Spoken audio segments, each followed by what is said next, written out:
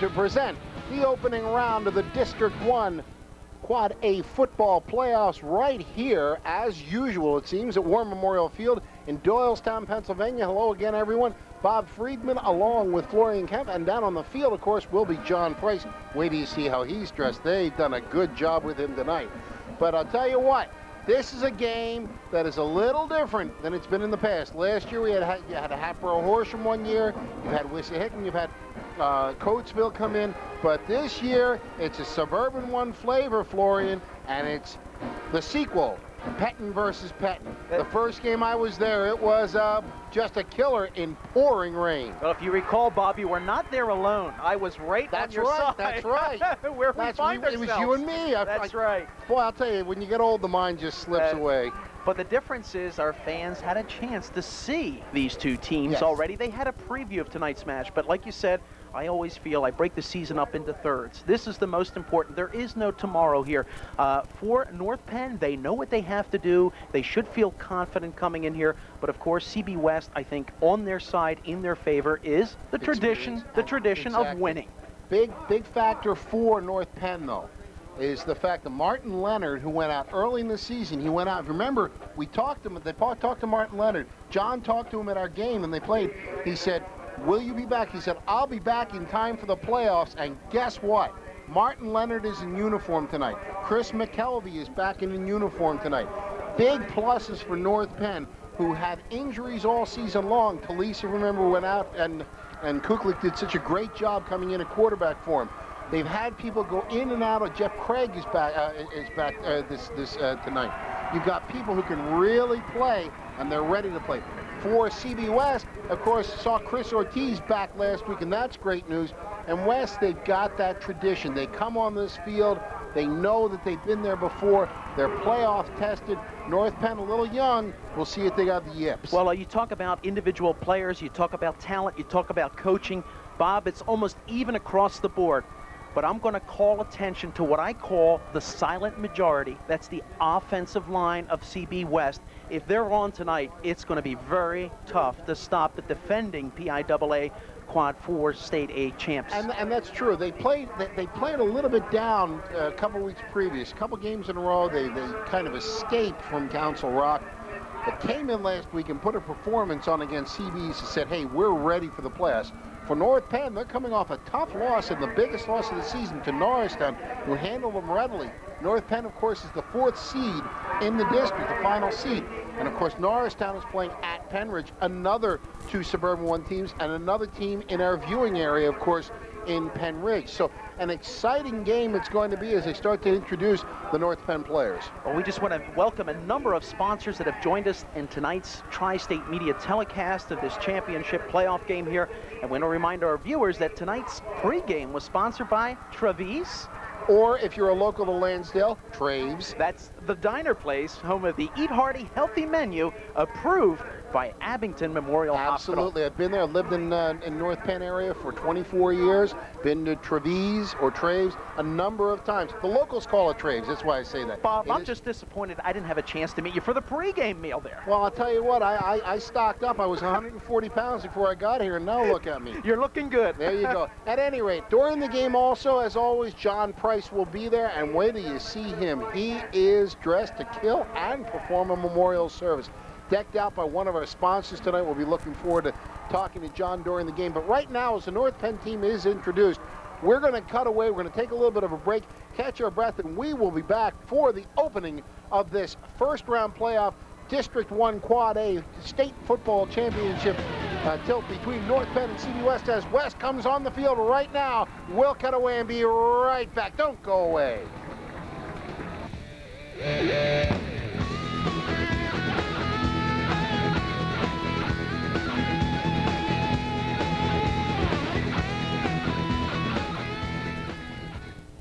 $99?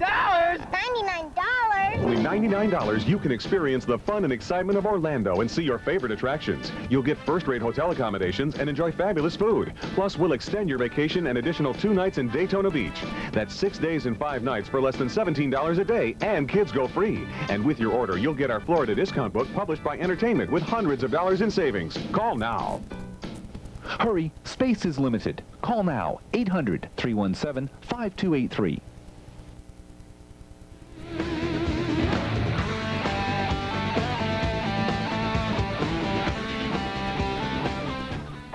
And we are back at War Memorial Field in Doylestown, Pennsylvania. Bob Friedman along with Florian Kemp. And down on the field, and what would a football game be without farmer John Price in the Agrarian Report? And wait till you see the way the man is dressed. Woo. Take it, Big John. All right, Johnny.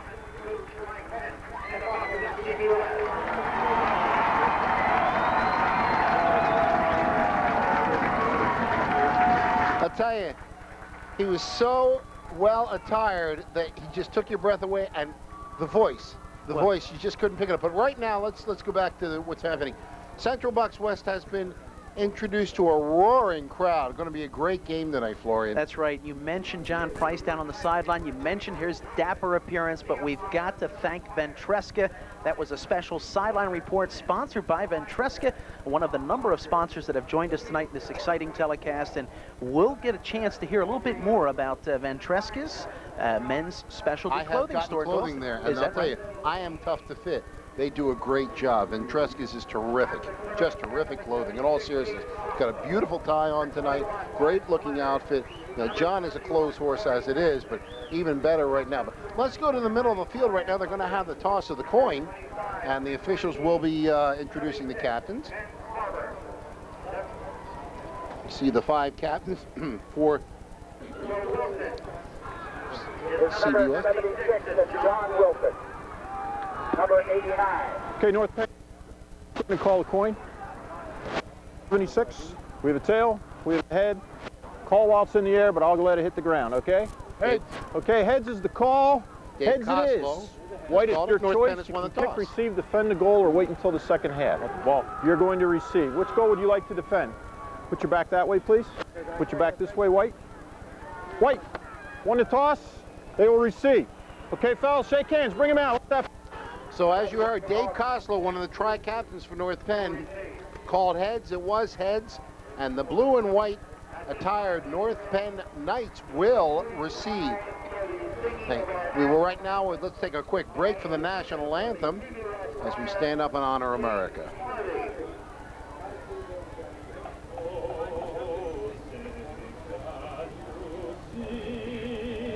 By the dawn, so proudly we hailed at the twilight's just gleaming, whose broad stripes and bright stars through the perilous fight. O'er the ramparts we watched were so gallantly streaming, and the rockets red the bombs bursting in agony through the night, that our flag was still there. Oh, sing all that.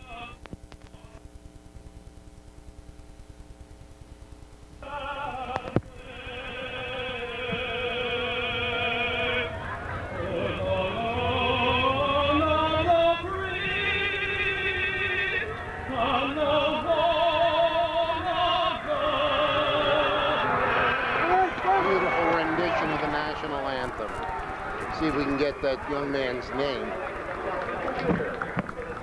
Lovely job done there as the teams are ready to go. And of course, the Bucks in their usual black jerseys, gold lettering, gold pants. North Penn in their dark blue pants, white jerseys with blue numerals.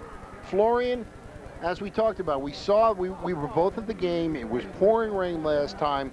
The field was a great neutralizer. Tonight, a perfect night for football. Temperature in the mid-40s. The field, of course, is pretty well washed out through the season. All the games have been played on. We want to talk about that because there's talk about East getting a new stadium, which they've already started the procedure on that. But this field looks like it's in good shape. John was trying to give us that field report before, and hopefully will be able to get past the microphone problems. And I did check it out before, Bob. It is in excellent condition. It's dry. It's not totally hard. It's soft. We've had some rain earlier in the week. It's softened it up a little bit.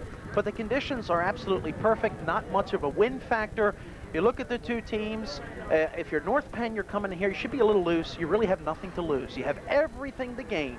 And the longer you keep CB West off the scoreboard, and by winning the toss could be very instrumental in getting off to the right start, maintaining possession, keeping the ball on the ground, grinding the clock, getting the confidence level up, and then getting a chance to sneak one in. And exactly, and of course they're going to depend on their go-to guy, Heike Johnson. That's right. Heike Johnson, who will be helped this year today by Martin Leonard, a great blocking back, a solid running back. But you know what I like about Coach Mike Pettin, and this is one of the many subplots of this game. We've got father and son, but they're great football tacticians. Yes, they are. You look at Heike Johnson. An average coach will just go to Heike, go to Heike. No, you know Coach Pettin has some trick plays designed. Absolutely. We saw him a couple weeks ago. Play. We don't know what surprises he has, and that brings an element of excitement, of uncertainty, and that's why we're playing here tonight in front of a packed house. And on the other side, you have Dustin Picciotti, the big go-to guy, but watch Dave Edwards. I love this kid. I love the way he plays football. Great runner. He'll surprise you with his speed, with his ability to get to the corner. Picciotti, their banger, he'll get in there in the 5-yard line. We've been talking about Picciotti Pike all season long. It's going to be really interesting tonight. As teeing the ball up is Tumblety, as he has all season long at the 40-yard line. Back deep for North Penn, as always, Heike Johnson in single safety. The ball is teed up. We are ready to go for playoff football. Ball at the 40. Tumblety approaches it, and he hits it. It's a high, fairly short kick. It's going to go to one of the upbacks at the 20, up to the 25-yard line, and down there goes Mike Landis after only a 5-yard gain. So the coverage excellent, and it is from there that the Knights will take over. Now we're going to see the offense go to work. Joe Talise, the quarterback, we saw him injured. We saw Kuklik come in, do an admirable job. Now the starter's back. He should have full control of the throttle. Let's see what they can get going here on their first drive of the game. Talise, number 1. He is coming into the huddle right now. You just see him there. One of the backs in front of you. Also will be Heike Johnson. Let me see if it is Leonard or Kapusta at the fullback position. First play from scrimmage. And we are off. And the ball goes to Heike Johnson. He's got 5. He's got 7. He's got 10. He's got a first down. Well, Bob, I talked about the offensive line of the Bucks. That time it was the offensive line of the North Penn Knights really blowing that hole open.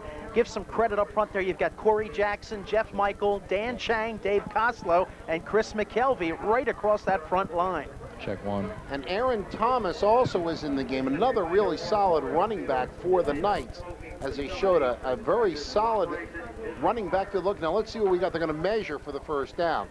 But I was looking to see if Kapusta was in there or if Martin Leonard's in there. And indeed, it's not. It's Aaron Thomas, number 11, who is another running back and a real solid colt of a running back. First down pickup there by the North Penn Knights, and what a surprise that is. A running play right up the middle, left of center, and they pick up the first down. Well, CB West has shown a propensity to let the offenses run against them until they get that. It's the old rubber band defense. That's right. You run until you get to the 20, and suddenly that rubber band won't give anymore. So you get pushed back. Let's see what happens.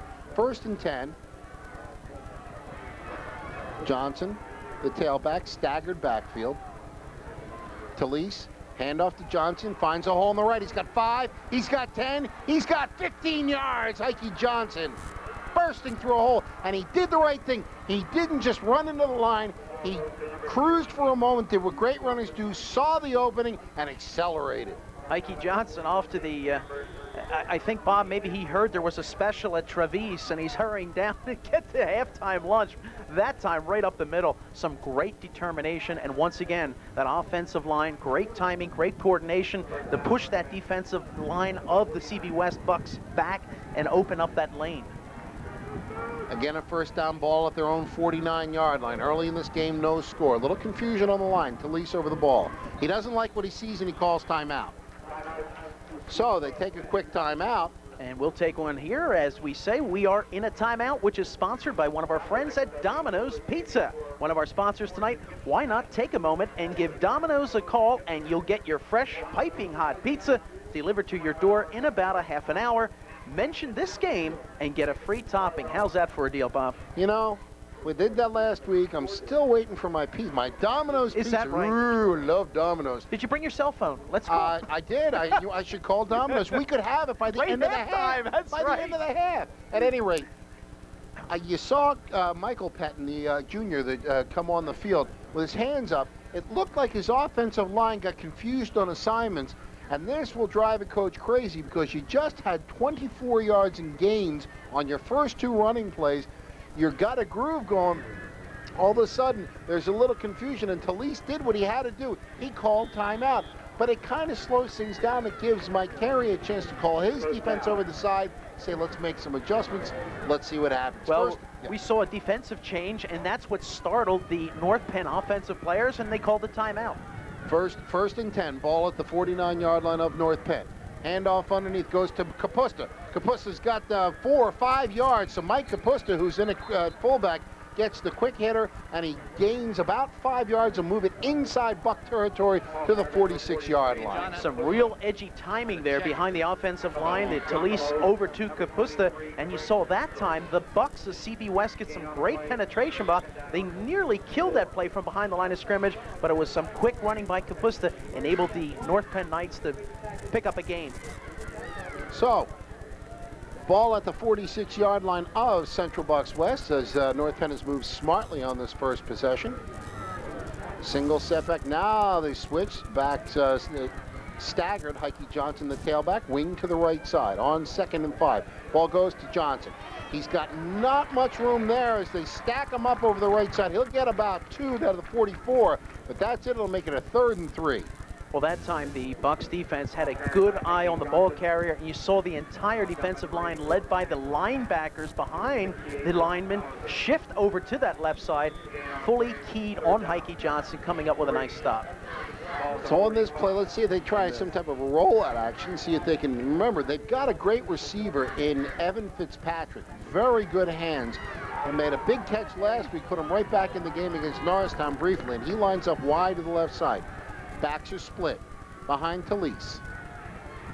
Now Talise, quick hitter, hands it off to Kapusta, and I think he's got the first down. Just following his line, put his hand on his blockers, and you'll give that first down to the offensive line. Well, Bob, we said it. The offensive line for the North Penn Knights, if they can keep that work up all night, they are doing an incredible job. But you saw the change in the formation, and then you saw the shift, a nice fake, Talise faking the handoff, but it was Fitzpatrick, the receiver, coming all the way to the near side, showing as if North Penn was about to throw the ball. No, they're staying what's been working for them so far here on this first drive, the ground game. So on 1st and 10, now they show a double wing to the left side. Now they'll shift into the eye, and a wing to the left side now. Talise on 1st down. Handoff goes to Johnson. Oh, and a great tackle. And the ball's on the ground, I believe, and let's see who's got it. Let's see who's got it. I think it's West, and the tackle was made. A great tackle play by Bobby Bowser. Bowser brought Heike Johnson down before he had control of the ball. Johnson fumbles it, and CB West has captured the first turnover of the evening. So Brian Callahan with a big stop in there as well. And there's a shot of the packed house here. I think it may have been Brian Buckley on the recovery. I'm not sure. But nonetheless, big plays, just what the Bucks needed. The defensive side of the ball comes up big for the Bucks. And there is a great shot of the crew, the press box from which Bob Friedman and myself are bringing you tonight's game. So the Bucks will take over. Ball at their own 40-yard line. Backs are split. Handoff goes. We'll have a flag on this play. Dustin Picciotti, he's got 5, he's got 7. Let's see what the flag is. I don't know if there was motion or if the encroachment. We'll find out very quickly, though.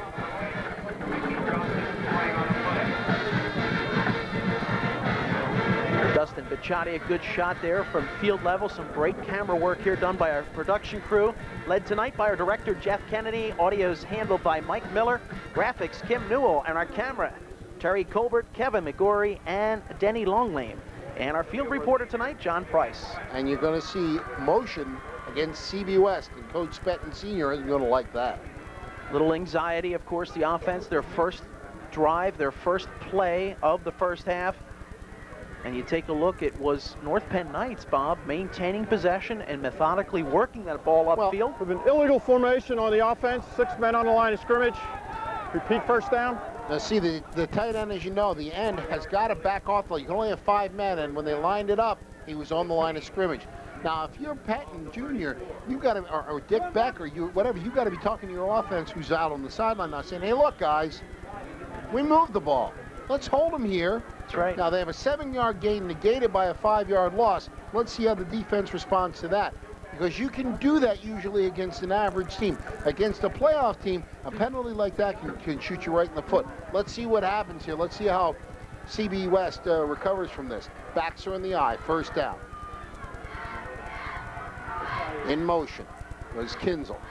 Pitch goes back. That's Dave Edwards. Edwards has got 5, he's got 10, he's got the corner, he's got midfield, and he's got the first down. Oh, Dave Edwards, I love this kid. Well, that was the offensive line this time of the Bucks getting the job done. And Edwards, like you said, Bob, making a beeline to the sideline. He was last touched by Heike Johnson. Of course, not even Heike could catch him. Well, Dave Edwards, let's take a look at this again. You got Dave Edwards, took the pitch, went right around the right side. Here he comes, going to come right into your living room. Gets around the corner, and only Heike Johnson gets him, knocks him off balance. 1st and 10 for the Bucks. Thanks to Travis, the diner place, home of the Eat Hearty Healthy menu approved by Abington Memorial Hospital. Well, there you go on first down. Dustin Picciotti hits his line, won't get much. He'll get about 1 yard. He'll get it over midfield into North Penn territory. We'll make it 2nd and 9. Well, you see just how tough the defensive line of the North Penn Knights are holding up tonight, Bob. Obviously, they're fresh, they're pumped up. They should feel confident knowing that their offense was able to move the ball. This is key here, that they keep the Bucks off the scoreboard here in the first quarter. Like we say, when you're the underdog and you're coming and you're playing the favorite team in their home field, their home stadium, you want to make sure you keep them from scoring early. Single setback, that's Picciotti, double wing. See if they have any motion here. Yeah, there he goes. Brian Buckley goes in motion. On 2nd down. It's a pitch. He's got 5. He's got a lot of room. He's got the first down. Dustin Picciotti. And you knew all he had to do was catch a pitch because they had that whole left side pushed in. Well, not only that, Bob, he had a lot of room there. And look at Dustin Picciotti. What a physical specimen. Great shape, great speed. All he needed was a little bit of room to pick up that acceleration. And once he got it, he had the momentum. There's just no way you can stop a player like that. So, first down for CB West, as both offenses have shown the ability to move the ball well. Ball down to the North Penn 40-yard line. We have 7 minutes to go in the first quarter. No score in this PIAA District 1 playoff game, but the Bucks are moving. Now, Bob, in terms of play on the field, we've seen both teams do great things. So far, without scoring on the scoreboard, the one big play has been the defense of the Bucks. Now it's time for the Knights. And now the Bucks take the ball, and Dustin Picciotti will get about 2 on the carry as he was tripped up right at the line of scrimmage. Let me mention one of the guys on the line of scrimmage, number 76. That's Dave Koslow. Dave Koslow, a 3-year starter for North Penn, has been a bellwether on offense and defense. Penn State bound, solid player. I've known the kid a long time, real good kid. Well, you know, he realizes too, like the rest of his teammates, that this could very well indeed be his last game. And look now, as the North Penn Knights are being backed up to their defensive red zone to create some sort of turnover. They've got to go for it and keep the Bucks off the scoreboard. Double wing, single setback. Now in motion goes Kinzel. Pitch goes to Picciotti off the right side. He's got 2, he's got 5, he bumps and pushes, and he's got the first down.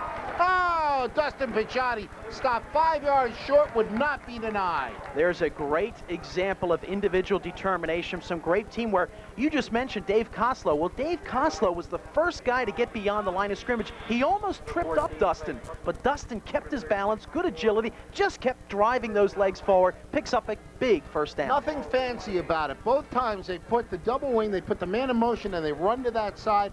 Just put the power sweep on. Green Bay lived off that for years. The Bucks are doing it now. 1st and 10. The backs are in the eye. The up back is Picciotti. The handoff goes to Dave Edwards. He's got a quick 7. Well, the other thing you've got to think about, Bob, that this ground game, the running game, is physically punishing. has a tendency to tire out the opposition's defense.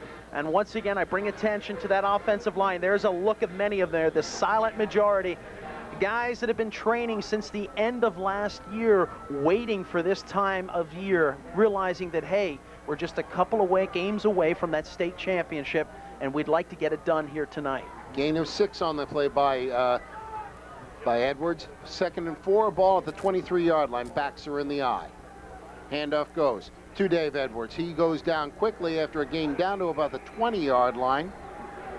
He'll get about 2. He'll be about a yard and a half shy of the first down. Dave Edwards following the power blocking of the front line. The Wilsons, of course, tore, and of course, led up by Dustin Picciotti. But North Penn held the ground very nicely there. The ball still actually around the 21-yard line. 3rd and about 2. It was a good read there by the North Penn defense. They kind of gang tackled on that play, and Clay Kuklik was the leading player, one of the first guys to arrive at that defensive scene. Clay Kuklik, who did such a good job filling in a quarterback for Joe Talise. Now, one thing you always got to remember is that wing-back counter. That has worked beautifully for them over the years. I don't know if they'll do it here, but backs are split. In the wing is Kinzel. They usually do that with Janssen. Now he goes in motion. Let's see if they run to the left side. They do. It's Picciotti. He turns a corner. He's going to be close to the first down, but excellent pursuit on the play by North Penn, and that's Martin Leonard on the tackle. Well, Martin Leonard just read that play and had some great speed, some great traction. You know, we didn't have a chance to see this type of a game the last time these two teams met because the conditions were horrid. But tonight, perfect conditions. You see a lot more speed. You see guys getting beyond the line of scrimmage, and you see big plays just like Leonard just gave us on that last drive. He's got the first down by the nose of the football. So a fresh 4 for Central Bucks West. Ball inside the 20 at the 18-yard line. 3:51 to go in the first quarter. No score in this PIAA District 1 Quad A playoff game. And we take a look at that scoreboard. That's our Shake-a-Paw puppies, specializing in privately bred AKC puppies, located in Airport Square, North Wales. Indeed they are. So on 1st and 10, backs in the eye. Oriel, the quarterback, pitches deep, pitch back. Oh, and wide open is Dave Edwards to the 9-yard line. 1st and 10. Oh, a huge hole, and Dave Edwards made no doubt about it. Well, they caught the North Penn Knights all looking towards the right, and Dave Edwards spotted a huge hole to his right, to the defense's left side, and just picked up, put the gas, and there's a slow-mo replay. There it is. You see him coming through. Look at that hole. And finally slowed down by Aaron Thomas. But I'll tell you what, a great run. Haven't mentioned Mike Oriel, and I apologize for that. Mike Oriel, of course, the quarterback of CB West. You see all the weapons, you forget. There's a guy's got to hand the ball off and throw it now and again. That's Mike Oriel, a real solid young quarterback. Now the handoff is to get into Picciotti Pike. He's into the middle. He's got close to the end zone, but I think he's going to come back. I think we're going to have a hold, guys. Penalty flag there at the line of scrimmage. Right into the stack. Let's see if they had a couple of hands come up, and it's going to, they're signaling it's again. Yep, here it is. Going to take them back 10. Well, 2nd time on this drive now that the Bucks have gotten themselves called back because of penalties, but the one testament to their success or their greatness on the offense, repeat 2nd down, Bob, has been their ability to bounce back after having those penalties called against them. Well, that hold was called immediately, so one of the linemen must have come up and brought his hands up around the blocker or the rusher, because that flag, I don't even think Picciotti had the ball, and the flag was in the stack. So 1st down and goal to go, the ball at the 19-yard line after the penalty. It's Janssen on that reversal. And he's tripped up in the backfield on a great tackle there by number 30. That's Jared Adams. So great defensive play there again by the North Penn Knights. That time penetration right beyond the line of scrimmage. And they got up there and came up with a big defensive play. Well, it was either Adams or was Mike Moore. Yeah, Mike Moore. I believe it was Mike Moore that got through. The tackle. And so far, the North Penn Knights, defensively, Bob, have been really rallying the troops in front of their goal line. Of course, they were helped by that penalty called against the Bucks. See if the Bucks can punch it in here. Now a passing situation on 3rd down and goal from the 21-yard line. Rolling to the right Oriole. They flood it to the right side. Man open, Chris Ortiz, but he can't hold it. He's hit by Aaron Thomas. It'll bring up 4th down, and CB West, and again, that penalty just has hurt them to a degree that it's 4th and goal, ball at the 21-yard line. Here comes Tumblety. They're going to try a field goal. Well, no doubt about it. The conditions are perfect for kicking, but once again, Mike Oriole doing a fantastic job of handing the ball off and basically going to the running game. Probably a little bit rusty, not having touch on the ball. He delivers a pretty good ball, should have been caught, but a great defensive stop there by Aaron Thomas. Absolutely. So on 4th down, Bill Stone will hold the ball at the 26-yard line. This will be a 36-yard attempt. Angle slightly to the left. No wind whatsoever. Here's the snap. It's good. The placement is good. The kick is high. It's long. It's good! It's good! And the Bucks take a 3-0 lead on Bob Tumblety's 36-yard field goal with 1:21 to go in the first quarter. Great kick, great execution out of the hole to Bill Stone. Great protection. He gets under it, and he just drops it in over the crossbar. There's something you as a kicker and I as a former kicker one time can appreciate it. You lose sight of the fact Tumblety kicks the ball beautifully. The ball is snapped well, but the man who makes that happen is the holder. That's right. He's got to put it on the spot. Bill Stone is one of the unsung heroes of Central Bucks West. Week after week, you'll see him on extra points. You'll see him on field goals. He never seems to miss a snap. I don't mean to jinx the boy, but I'll tell you what, he has been solid. He's taken some high snaps, put him down, and you as a kicker know timing is so important. We remember the Dallas Eagles game last year with Boniol and... That's right, and you got to make those short ones. That was a great kick.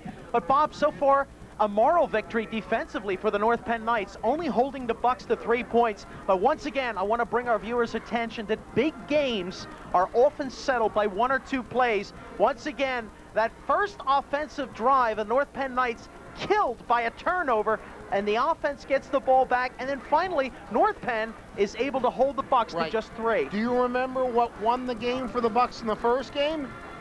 An extra point. There you go. Tumblety makes the extra point in the rotten weather. North Penn can't convert. Heinel can't convert. They can't. They lose. And they had a chance to kick a field goal, and that didn't work because of the weather. Either. Right. That's the importance of a holder. So Tumblety will tee it up at the 40 once again. He hits it. This is more of a line drive. It's going to bounce and be taken there by Landis at the 15-yard line. Cuts to the left, gets a good block from Heike Johnson. That'll break him over the 30 to the 35. And I mean, Heike Johnson just put his man in left field. John Price, what do you got for us? Right now, the people of the moment would be Bob Tumblety kicking that field goal. Ryan Cullahan, who actually received that fumble return. Coming into the week, both coaches made it perfectly clear mistake-free football was going to get the job done. I'm down the sophomores on the Central Bucks West team, and they're out here watching these guys, hoping one day it's going to be them. How was this week of practice? Oh, really intense. The coaches got everyone fired up, you know, and they know this game's real important, and we got to get this one. So the coaches want us to get us real pumped up, so real good. How hard was it after that emotional CB East game last week to practice this week and keep things up? It's been pretty hard. Everybody's thinking it's going to be a hard game. I'm hoping it is, I guess, because we need a hard game to get done. East was pretty good, but we beat them, and that's all that matters. All right, guys, that's it from down here. Back up to you. Thanks a lot, guys. Wait, let's get a shot of John. Can we get a shot one more time of John? I want to show everybody just how resplendent he is. Get that tie. John Price is just looking fab. The clothes horse that he is. Look at that. That's where did that tie come from? Ventrescas, V-E-N-T-R-E-S-C-A-S. There's John Price, Ventrescas tie on display. That's John Price. He will be providing us with a Ventrescas sideline report all evening. Special thanks to John, and thanks to Ventrescas, whose custom clothing and formal wear can make you look great for that upcoming black tie event. Ventrescas carries all their tuxedos on site in their warehouse located at 145 West State Street in Doylestown. Well, on the first play, Kapusta went for 2 yards. Second play, I don't know if it was a blown play or not. There was nobody in the backfield. Might have been just a quarterback draw, but CB West was ready for it, and it's third and long 6 right now. And we'll take a look right now as CB West has had the answers defensively this time. They lead 3-0. We are at the end of the first quarter, though. That is the end of the first 12 minutes of this PIAA District 1 playoff game. The Bucks have drawn first blood. They lead the North Penn Knights 3-0. We'll take a break and be right back. Don't go away.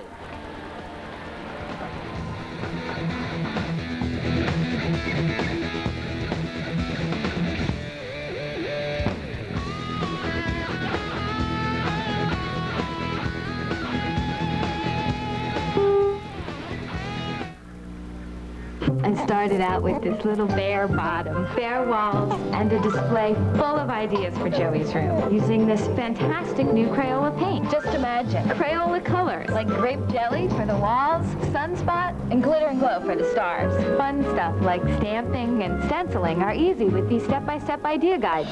With new Crayola paint, just imagine what you can do. Shop Waring's for paint, lumber, kitchens, and tools. Open 7 days, 10 miles north of Doylestown on Route 611. Excuse me, by John Corson, who put it down to the 10-yard line, and it is there that the Bucks will take over. Well, one thing we saw about these two teams, Bob, in the last game, all three facets of their game were very impressive. Offense, defense, and as you saw it right there, special teams. We've seen Tumulty kick a field goal, a very important field goal, the only points in the game, by the way, and now we see a key punt delivered by North Penn Knights' John Corson. So Corson, and I mean, they almost blocked it, but boy, he blasted that ball. A great punt, some 55 yards, and it is a first down for CB West. You know, Bob, our friends at Ventresca, we had a touchdown announcement, but since the first quarter, we didn't have a touchdown. We had a field goal. We'll give them a field goal. Good. We'll give them a half kick. How's that? A drop kick. There you go. There you go. And to score points for Christmas, Ventresca's has great ideas for the man in your life. Warm silk and cotton mock collars in a wide variety of contemporary colors will keep your man comfortable and warm. Well, I want my man comfortable and warm. I won't touch that one. Neither will I. On first down, handoff goes to Edwards. He'll get about 4, make it 2nd and 6. Hate to interrupt a good commercial with a football game. You know how it goes. Yeah, exactly. Backs are in the eye. 2nd and 6. Pichotti, the up back. Edwards, the tailback. It goes to Edwards. He's got 3. He's got close to a first down. It'll be about a yard shy. Dave Edwards on the carry. Once again, the defense of North Penn Knights, Bob, real instrumental that they kind of pinned the Bucks back. They got to feel pretty confident that they were able to just keep them to 3 points, but that's not going to be enough because they experience how impressive that offense is of the CB West Bucks. They can do it on the ground. They can go to the air if they have to. They're going to have to come up with nothing short than a turnover. Well, this is a big down. It's 3rd down and very short. Ball at the 19-yard line. If the Knights are to hope to get the ball back in decent field position, this is a big down for them, and it's going to be a tough one. Staggered setbacks. Handoff goes to Pichotti. He's got the first down and then some over the 20 to the 22-yard line. Dustin Pichotti does the job as usual. Clay Kuklik getting a piece on that tackle in there, but, you know, that is why Dustin has become one of the leaders of the team. That, you know, whenever the team has been in a situation and they've got to have that first down, they've got to have that big play, Dustin has been one of the many leaders of this team to always step forward and say, Coach, I'm going to get it done. On first down, ball at the 22. Again, staggered backfield, I beg your pardon. It's a keeper by Oriole. Oriole is going to be dropped in the backfield as Martin Leonard led the tacklers, was joined by Landis and Heike Johnson. He will lose 2 on the play back to the 20-yard line. Well, you just see how quick the defense, North Penn, all 3 of the guys you mentioned, Bob, are speedsters. Great observation. Were able to read the play as it developed. Oriole did the right thing, maintained possession, and just got out of bounds. And Leonard, who's a solid running back, is probably even better on the defense, and that's where Coach Pettin Jr. has him right now. Backs are in the eye. Wing to the right side. That's Kinzel. Handoff goes underneath to Pichotti. He stopped, rolls around, and he's brought down after no gain, and that's not something I've said very often this year. Dustin Pichotti actually did. He gained the 2 yards back. But I'll tell you what, he got stacked. Boy, I'm telling you, that is character defense, folks out there. Fran Mahan leading the way defensively for the North Penn Knights. And Dustin Picciotti, we've seen what he could do all throughout the first quarter, second, third effort, the drive, the determination, but that time, team defense came up with the big stop for the Knights. Matt Carey in the lineup. Single setback. Now watch that, the double wing. Now they run off this quite frequently. Let's see if anybody goes in motion. See if they go to the right side or they try to throw the ball. No, it's that wing back counter, and it's almost stopped, and he breaks it outside, but good pursuit. And we have an injured North Penn Knight on the play. Let's see if he's all right. Getting him slow, but he's okay. Now that was a great play in the backfield. Let's see, one of the Knights is hurt. Looks like Moore. Moore was the one who brought him down early, and he's kind of, he's going to go down. He is in some pain, Mike Moore. But he was the man in the backfield who busted up that play. That is the wing-back reverse that works so well for CBWest usually. And once again, it's Mike Oriole, Bob, with a good job of handing the ball off and getting the timing, but credit Moore with a good read. And we've seen the North Penn Knights defensively, and here we have a chance at the Travis Restaurant slow-mo replay. Let's take a look as they're attending to Mike Moore. We'll get that momentarily, but it was a real good, solid play. And, unfortunately, we're not able to take care of that. But tell us about Travis. Hey, not only Travis, but before we go to Travis, of course, they are the sponsors of our slow-mo replay. But for timeouts, Bob, you know what that calls for. Pizza, pizza, pizza. And we are in a timeout sponsored by Domino's Pizza. Why not? Take a moment and give Domino's a call, and you'll get your fresh, piping hot pizza delivered to your door in about a half hour. Mention this game and get a free topping. Mike Moore going out on his own power. He is a little bit walking gingerly on that one leg. We'll see keep an eye if he comes back in. Nice play there, and it will force the Bucks into their first punt of the game. As right now the Bucks are back in single setback for North Penn. Let's see if they're going to come after. They got 10 guys up on the line of scrimmage. High snap. They come at it. Oh, and they almost got him. They almost got the kicker, too. But it's taken there by Aaron Thomas. Thomas got no help, but he still gets about 4 or 5 yards. No, excuse me, that's Martin Leonard. Martin Leonard had absolutely no blocking as they almost got to that punt. Let me see. Let's take a look again. I'm not sure who that was because Leonard's walking away, but yeah, it was Aaron Thomas. I thought it was. I'll get it straight eventually. That's all right. Kyle Berger was here tonight from NPTV. He would know. But nonetheless, great pressure. That is how you rush a punt. And we've seen both punters now tested in extreme severe conditions, come away with good punts, good return. And by the way, North Penn Knights are at midfield now, have an opportunity to get something going. Ball at the 49-yard line of North Penn. 1st and 10, backs in the eye. Handoff goes to Johnson. He's got 2. He's got 4 yards when it looked like he didn't have anything. Boy, Heike Johnson, that is the sign of a great player, Bob. You just summed it all up. A guy that can take nothing, take 0, and make something happen. That's the kind of play. That's the player that someday will be a great player at the college level. Only a junior. He's got got another Division year. I schools are already hunting after him.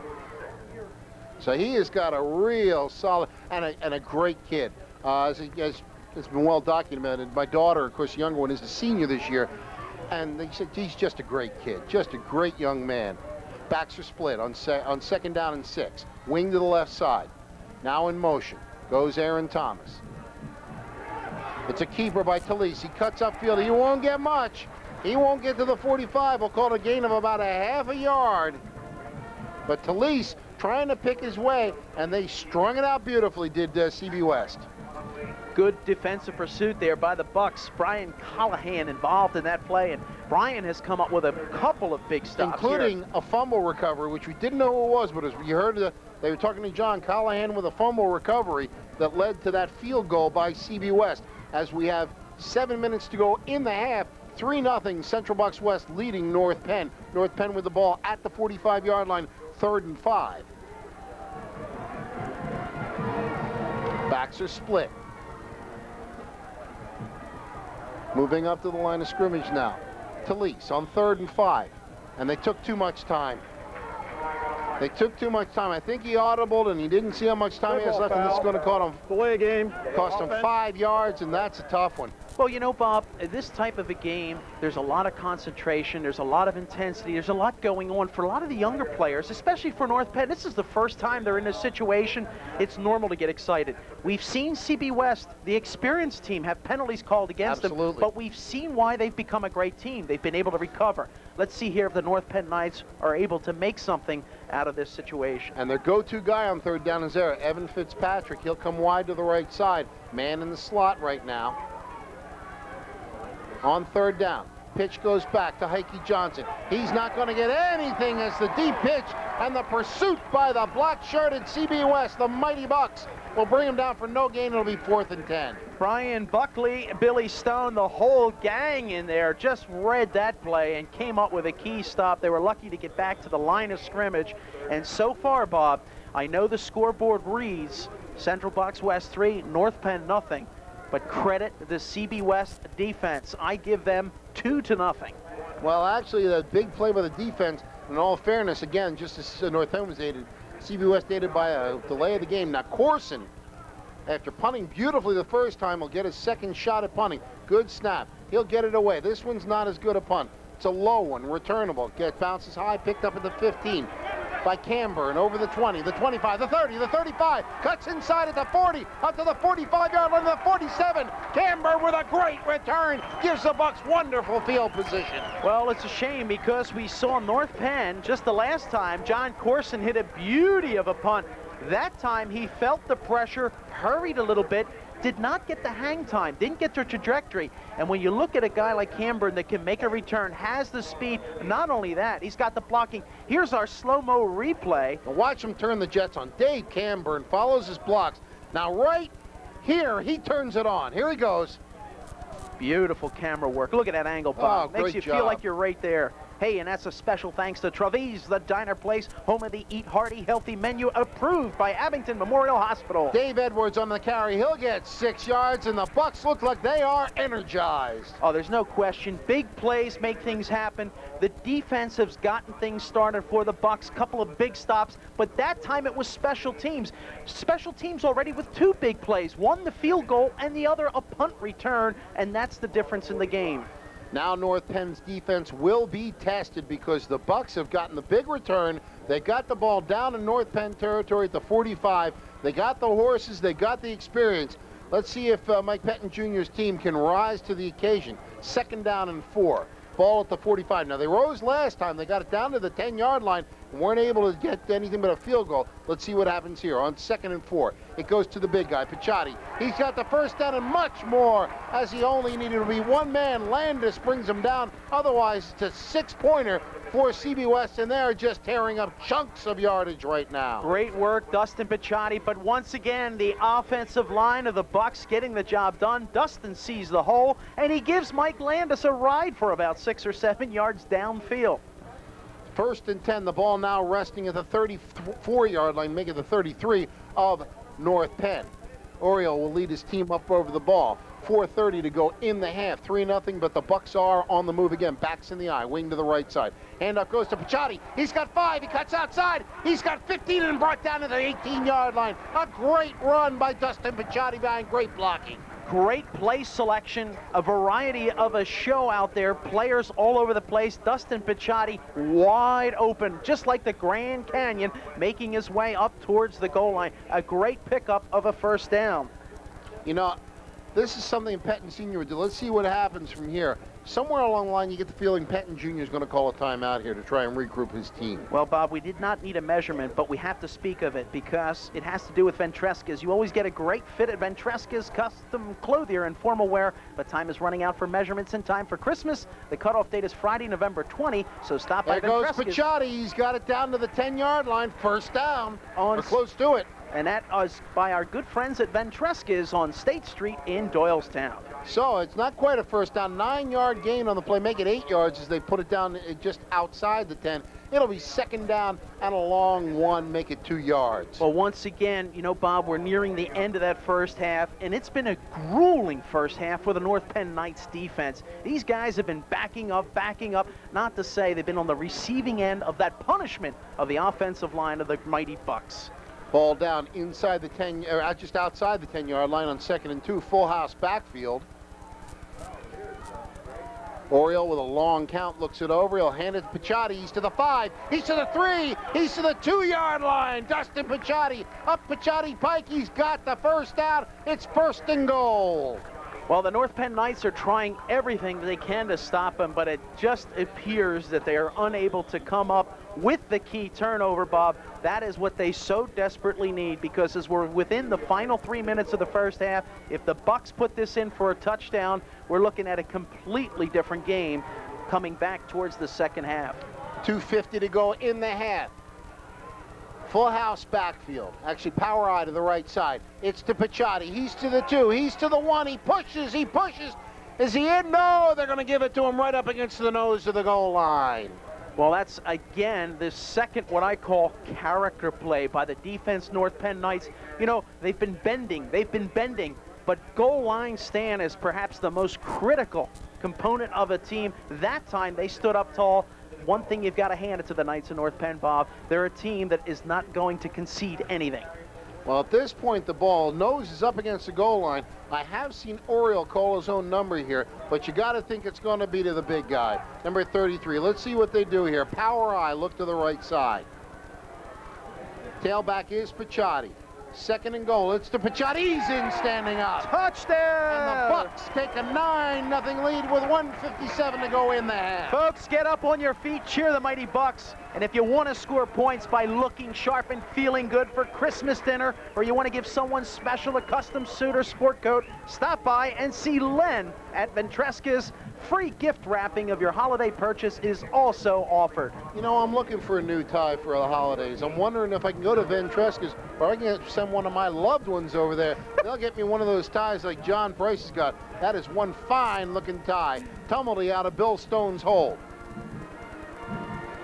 Snap a little low, held beautifully, kicked it up and good, and there you go. Bill Stone with a low snap, handles it, gives him a perfect hold, and it's 10-0 with 1:57 to go in the first half. And here's a look at that slow-mo replay.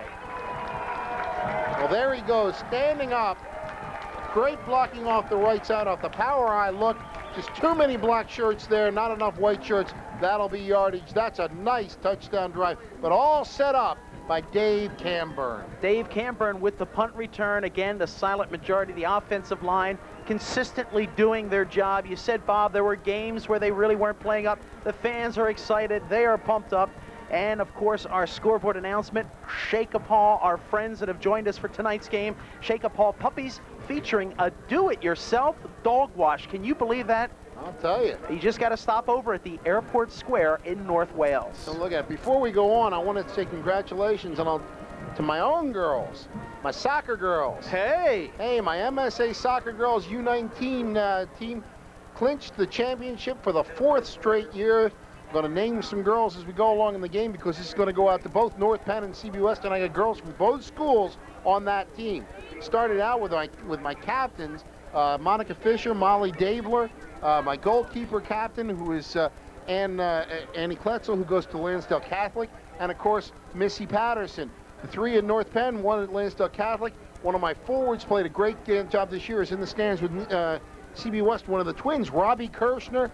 Bobby Kirshner, her twin sister, but Robbie played great at forward. They won 9 games, lost 1, and tied 1. Congratulations, girl. And Bob, I believe I was honored with their presence during one of the practices last year. Yes, indeed. Remember, I couldn't keep up? That's right, that's right.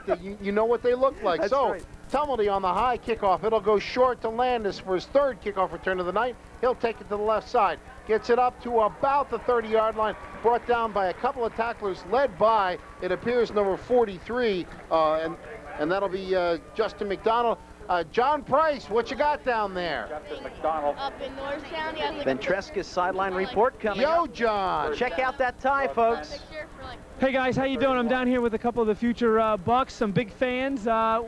One of these guys, as a matter of fact, is a relative of Travis Thompson, who some of the West fans will remember. Sure. Hey, there tonight? Dustin Pichotti. Dustin Pichotti. Dustin Pichotti. Dustin Pichotti. I don't think that was a broken record. These guys are big fans of Pichotti. His jersey's probably selling like hotcakes downtown. Now, it looks like you've got a Cordell Stewart shirt on. Do you like Cordell better or Dustin? Dustin. All right, well, that about sums it up here in Doylestown. More popular than Cordell Stewart. I'll send it back up. Joe Talise trying to pass, can't do it. He scrambles, will get about 3 yards. Good coverage by the Bucks. Talise saw it, felt the pressure, and moved quickly, gets 3 yards. Hey, muchas gracias. Special thanks to John and thanks to Ventresca's Custom Clothier and Formal Wear, who has the largest and latest inventory in all of Bucks County, Bob. That's all of Bucks County. And once again, they're located at 145 West State Street in Doylestown. On 2nd and 7, back to pass. Looking for Evan Fitzpatrick. Oh, and he can't quite get it. I think that one was in the lights. He's a very solid receiver, is Evan Fitzpatrick. We saw him look back. It was kind of over his back shoulder. And, you know, you look up and you see that light standard. It's kind of tough to see the ball. He may have just lost that in the lights. Well, Bob, we saw earlier the North Penn Knights had success against the Bucks defense, especially on the ground. But now what you're seeing a rejuvenated defense. You know, you're seeing a defense that responds to when the offense puts points on the board. They come back with an extra bounce in their step, and they look very sharp here on this series. Shotgun. It's Talise. He rolls to the right.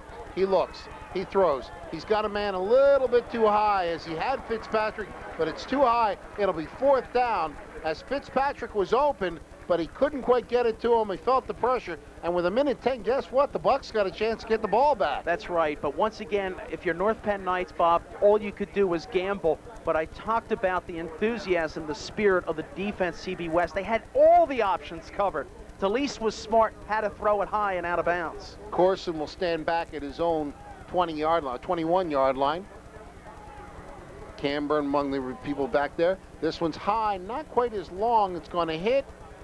It's going to take a straight up bounce, and they'll let it bounce. Takes a lateral bounce, and the Bucks will take it over at the 37-yard line. But Coach Mike Pettin Jr. would say, John, give me that all the time. Remember what happened on the last one? He was hurried, and it turned out to be a line drive. And, of course, Camburn got the ball back, ran it back. You see the trajectory, allowed the entire coverage team to get down there, and now they're going to try to hold the Bucks to their side of the 50. A couple more of my soccer girls to talk about. Janine Fonda, Steph Fry. I'll do this all game long. I'm real proud of them. My daughter, Karen Friedman, who's an excellent defender. Jill McCord, as on 1st down, backs are split.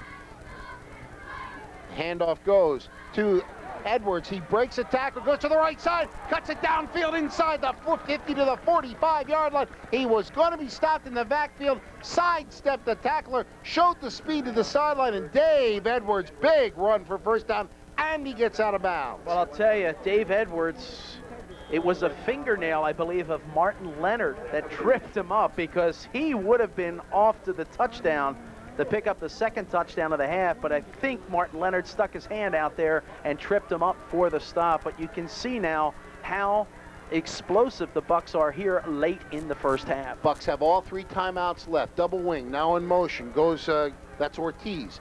Rolling to the left side is Oriole. He's rolling. He tucks it under. He's got a hole. He breaks it inside the 40 to the 39-yard line. Mike Oriole showing Corey Potter-type running ability. Gets it down to the 40-yard line. He'll be a yard shy of the 1st down, and the Bucks will call a timeout. Smart play there by Mike Oriole. All options covered downfield, and that time he just put his head down. But in pursuit defensively for the North Penn Knights was Jeff Michael. So Jeff Michael coming up with the stop. And that's one of our timeouts again. Get me a slice of that pizza. Domino's, folks. When it comes to pizza, there's only one, and that's Domino's. And they're with us tonight, Tri-State Media. We're in a timeout. Why not take a moment and give Domino's a call? You'll get your fresh, piping hot pizza delivered to your door in about a half an hour. Mention this game and get a free topping. Bob, what do you like for toppings? I like extra cheese. It's always my favorite. Ooh. More of my soccer girls. Jill McCourt, defensive stalwart. Julia Woodbury. Steph Hines, another great soccer player. Some of my seniors who are some of the talent on this team. Amy Miller, one of my many strikers, really solid forwards. In the middle, we had some solid play by up at midfield by Megan Klein, by Lindsay Kelleher, were some of the other girls. I'm going to miss some girls, and I apologize for that. We'll go through it. As I say, my keeper was Ann Klutzel, doing a great job. The defense let up less than 1 goal a game. Wow, I'll tell you, congratulations, girls, again, and keep up the good work. Some of them will probably be graduating, going on and playing at the next level. Yeah, but Sarah Ulmer will be back. She's only a junior this year, and a first-year player, was a solid player for me this year. Now, backs are split. 35 seconds to go. Ortiz goes in motion to the right side. Oriole with a handoff to Edwards. He's got a hole. Breaks it inside the 35 to the 30, 25, and down to the 20-yard line. Dave Edwards, a great run. First down, 25 seconds to go. Well, great teams are made of great individuals, and fortunately the North Penn Knights, Mike Landis was there to come up with the stop. But you can see just how tired and how weary the defense is. North Penn Knights, once again, the CB West having the physical edge at the line of scrimmage with the offensive line, and of course, with a beautifully executed running game, have dominated the first half, as the score shows, 10-0 on the scoreboard. And they're just yards away from the end zone. Absolutely, absolutely. It's just been a clinic right now put on. Now that play, they spread everybody out. You saw Edwards get the ball. When he had the hand up, there was nobody in the middle of the field. There was nobody to block. Yeah, Dustin Picciotti had a couple of those on his last drive to the touchdown down there. There were a couple of plays. Once again, it's the play calling, it's the execution at the snap, it's the timing. There's so many things that are going right for the CB West. And once again, we have to call attention to the coach, Mike Pettin, a team that is prepared like a champion, like a defending champion. Speaking of a champion, one more girl which I did not mention, perhaps the best player on my team, one of the best soccer players I have ever seen, Jamie Rose, was a solid player. Didn't score a whole lot of goals, but must have had 15 or 16 assists. She could put the ball on a dime. Girl's about 5 feet 2. She looks like a little whisper kid, but boy, can she dribble a soccer ball. At any rate. Bob, sounds like you got a couple of potential field goal kickers. Real proud of them, real proud of them. On for first and 10, ball at the 25. Oriole back to pass. Looks over the middle, got a man. Did he get the ball? Oh, did he get the ball? I think he did. They're going to give it to him. Yeah, they did. He caught the ball. Let's see who got that. That's number 84. That's Brian Callahan. With 19 seconds to go, the Bucks will call their last timeout. Oh, Bob, can you imagine if Domino's sent us a pizza for every timeout? We wouldn't have a chance to do the second half. Take a moment, folks, and give Domino's a call. You'll get your fresh, piping hot pizza delivered to your door in about a half an hour. Mention this game and get a free topping.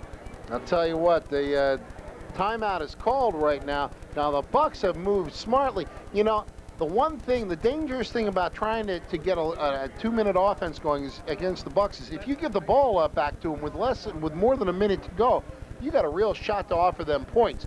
What happens here, they give the ball back, the Bucks get the ball, they run some nice plays. That pass play to Callahan was a beautifully delivered ball. There was good coverage on the play.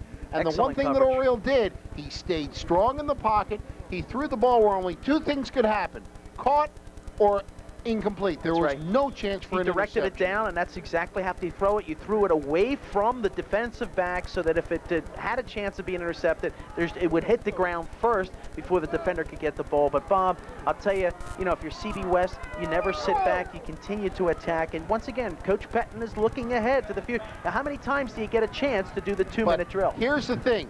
No timeouts left. They've got to get the ball in the end zone because there's 19 seconds to go. Now, what do? You got a single wing. You got him in motion. That's Kinzel. You got Picciotti in the backfield.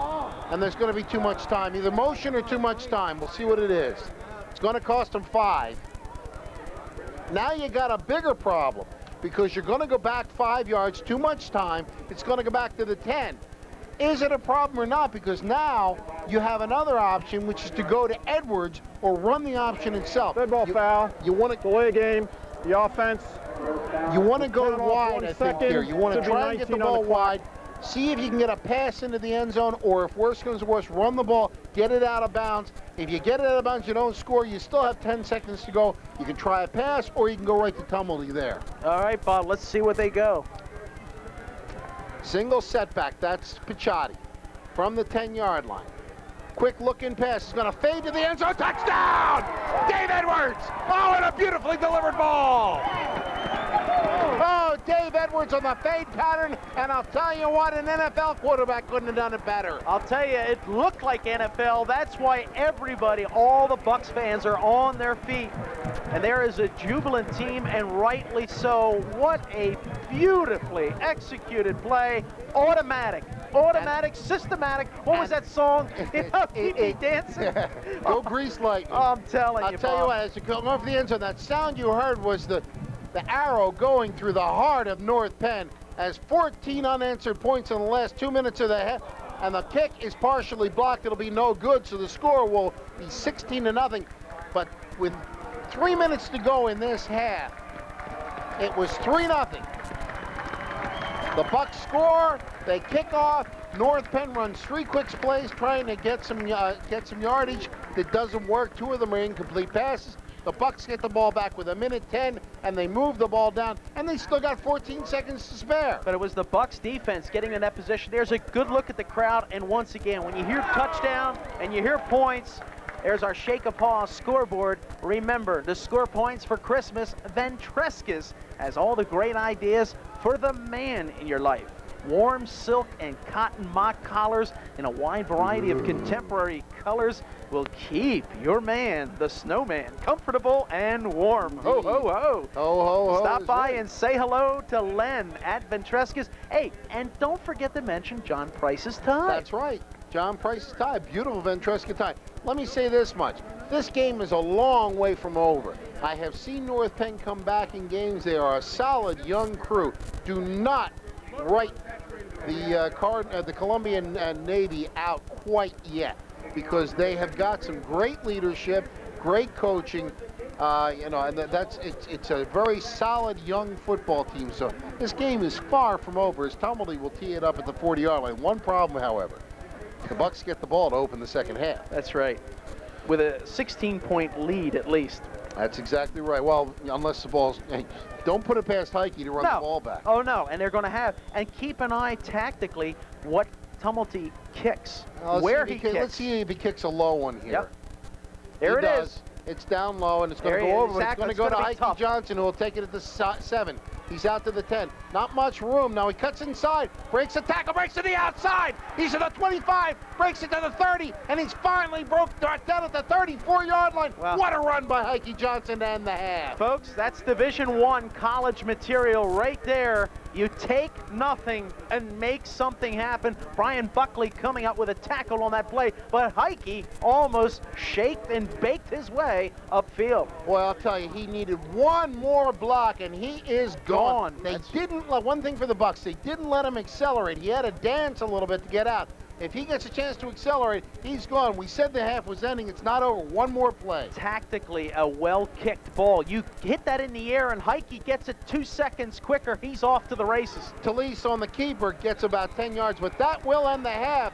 A big first half for the Bucs, who led 3-0 through most of it, and then suddenly exploded for 2 quick touchdowns in the last 3.5 minutes of the first half. The teams go to the locker room with Central Bucs West leading North Penn 16-0 at the half. We'll take a break and be right back. Don't go away.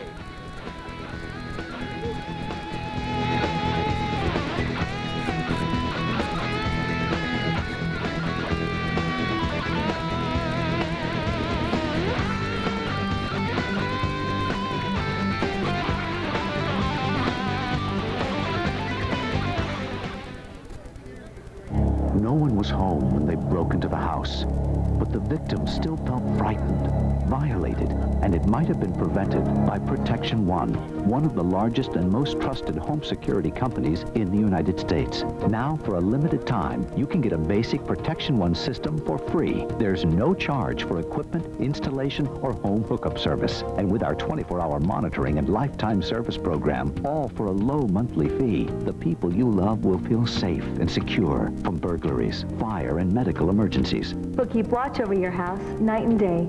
Our lifetime service program will keep your security system in top-notch condition. So if you own a home, call Protection One at the toll-free number on your screen now. And we'll send you a free booklet with tips on home safety and security. along with information on Protection One. There's no obligation. Call Protection One today.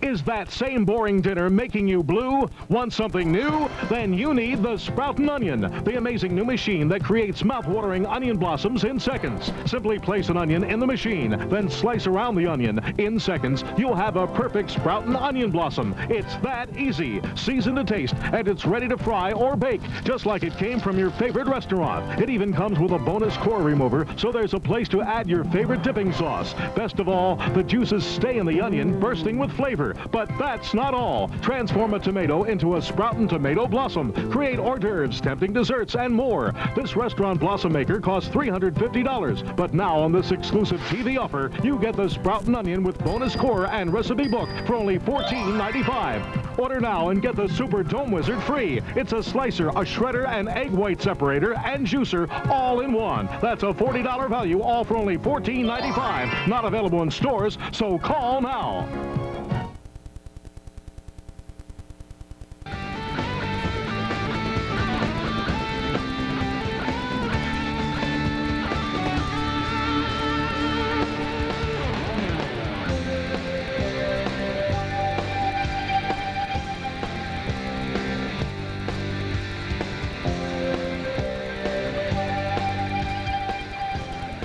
We are back at War Memorial Field in Doylestown, Pennsylvania, where we are about to be entertained by one of the finest marching bands in the country, the North Penn Marching Knights. Bob Friedman along with Florian Kemp, as well as John Price, who's down on the field. John, you there?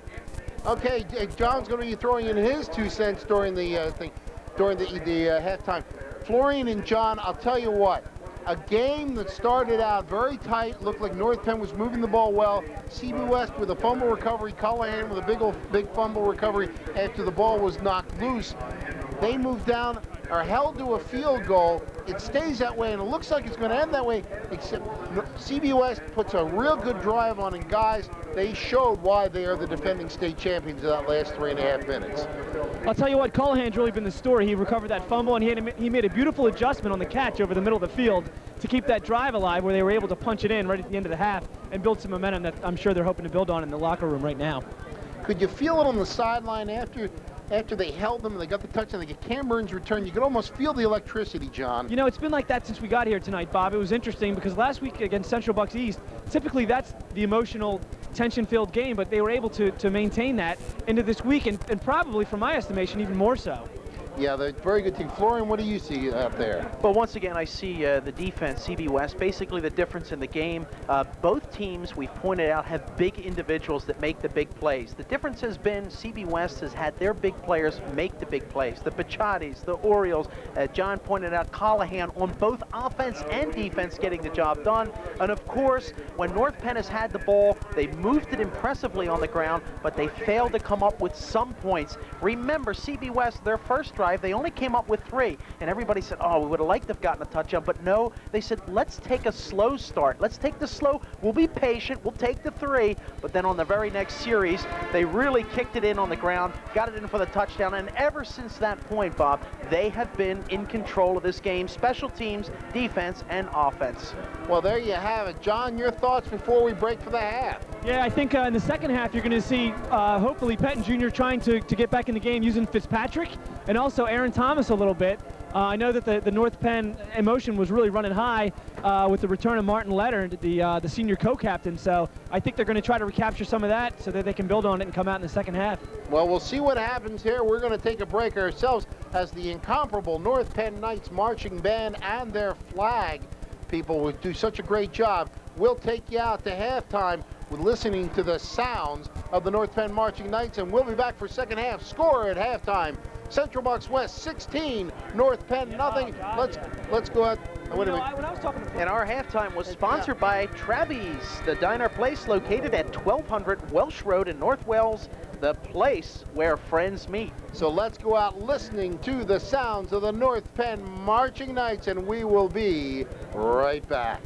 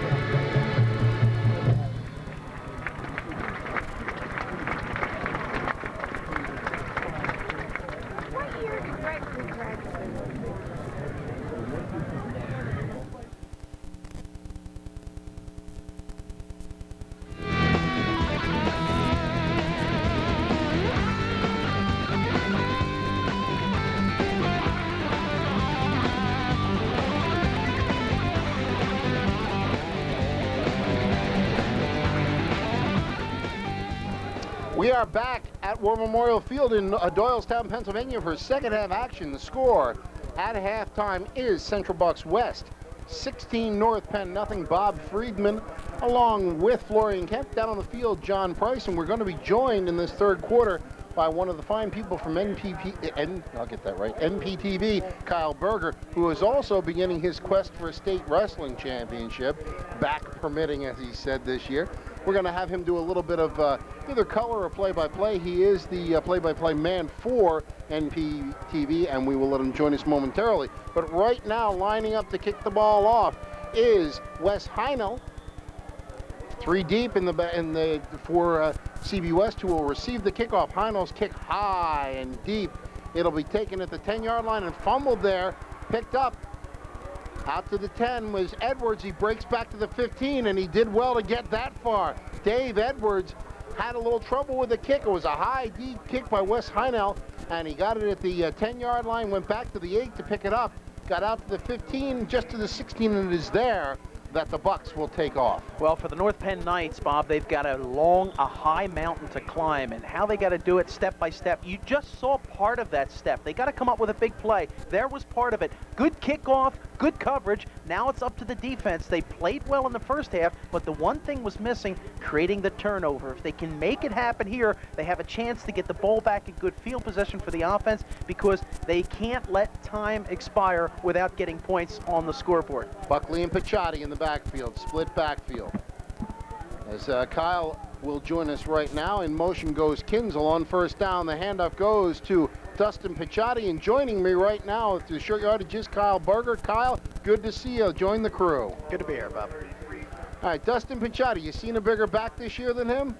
Well, I saw one last year in Dave Armstrong. This is pretty much, I mean, you can compare him all you want to Dave Armstrong. He really, I mean, he's only a junior. He's going to be back next year. He is one of the most solid running backs in the state of Pennsylvania. He always falls forward. He never falls backwards. He'll get to the line of scrimmage and just fall forward for about a half a yard, and that's better than losing yardage. And he just somehow keeps with that low center of gravity. He's a big guy, but he runs real low to the ground, just like Armstrong did last year. And he is just a special running back for CB West. Gain of 4 by Picciotti, backs in the eye. Handoff goes to Dave Edwards. Edwards got 5. He breaks to the outside. Breaks it. He's got 10. He's got 15 yards. Dave Edwards, kind of a Heike Johnson type runner. Yeah, he is. He has real great acceleration off the ball, and he made a great cut at the line of scrimmage to get outside the North Penn defensive ends. And really, North Penn, as they have not been, they have been doing today, they have not really gang tackled as they did earlier in the season. They really had an intimidating defense the first couple weeks of the season. They had a shutout streak of close to 13 quarters over 3 different games, and they just have not been able to gang tackle. You usually see, I mean, CB West in the first half, 5-6 black jerseys on every tackle. Absolutely. And North Penn unable to do that, and you're not going to bring down a guy like Picciotti or even Edwards with one guy on him. That's right. We have an injured player on the field for the Knights. You see the number there? It looks like one of the defensive linemen possibly, and he's down. It appears to be Dan Chang, I think, number 50, and that's a big loss for the Knights. That is a big loss. Dan, of course, had the thrill of his life earlier this year, recovering a fumble against this same, I believe it was against the Bucks. Yes, it was. He recovered the fumble and ran it back about 70 yards. Yeah, it was. It was the biggest play of his career. Obviously, linemen live for those big plays. Right. You know, but that's unfortunate for North Penn. And on the same token, on the other side of the ball, Dan Chang's been their center. They brought him in 3 weeks into the season, right. And he has done an admirable job for North Penn. They're going to probably go to, if Dan Chang can't continue, they're going to go to Jason Alcott is their backup center. He's also a junior, number 61. We might see him in the game. Looks like he might be favoring his back. His back, it looks like his lower back, and he's walking off fairly well, a little gingerly. Let's see if we get back in. Well, Alcott will check in for him. Of course, Chang, one of the 2 great centers for North Penn. Phil Chang, his brother, was a captain of this team that upset CB West a couple of years back. That's correct. He had the same number, too, 50. Number 50. You are indeed correct. Backs are in the eyes. We're back set to go. First down run by Edwards, and now a handoff goes to Picciotti, and look at that barreling. Oh, my. It just looked like a bowling ball going through pins there. Once again, falling forward, it appeared that he was going to be down after only about a 6-yard gain, but somehow stumbled forward for 4 more, and another 1st and 10 for CB West. Ball moved out to the 45-yard line. You get a feeling right now that the train is starting to pull out of the station for CB West. It's just, they're just getting chunks of yardage. That offensive line just starting to chew them up a bit. North Penn, of course, North Penn, some seniors, but an underclass-dominated team. Backs are, that's a full house, actually a power I to the right side. The handoff, however, goes to scat back Chris Ortiz. Ortiz will gain about 5 on the carry as Chris Ortiz, who, like Martin Leonard, was out a great deal of the season, came back late in the season.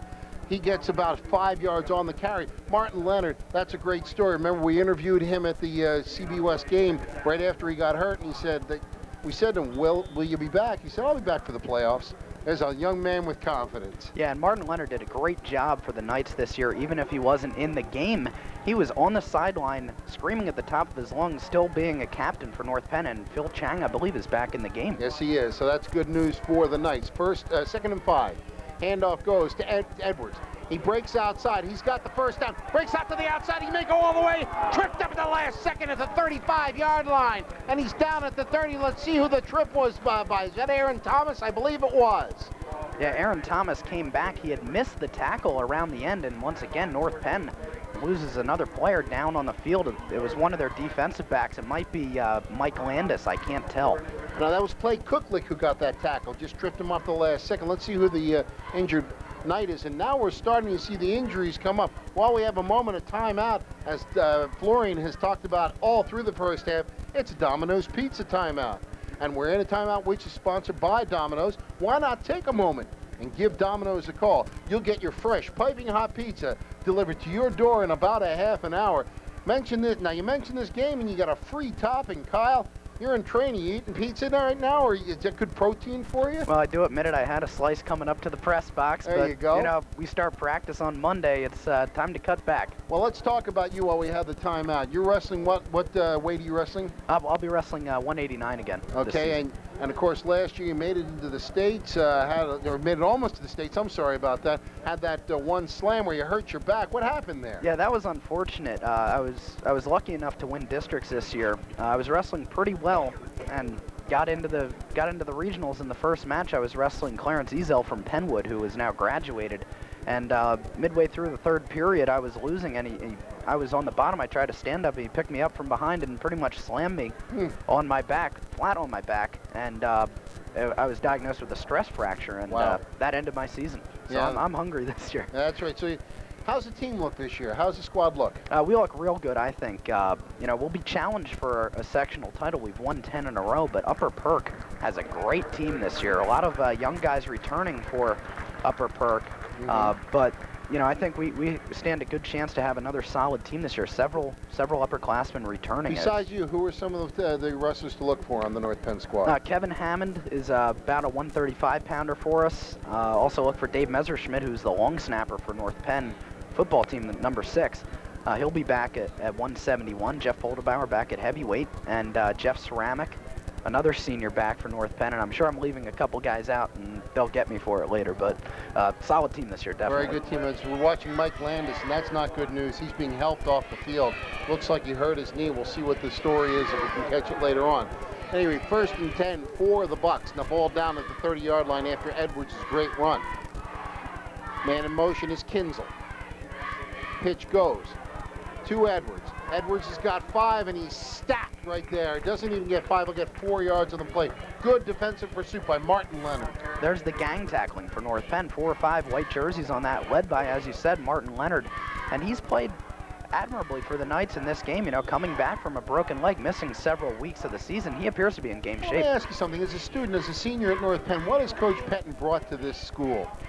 An awful lot of school spirit. We had a pep rally maybe 3 weeks into the season, and he just gave a speech at the pep rally saying, you know, these are your students. Come out and support them. And looking across the field, there's not an empty seat in the visitors' bleachers. Absolutely. Backs in the eye on 2nd and 5 after the 5-yard carry by Edwards.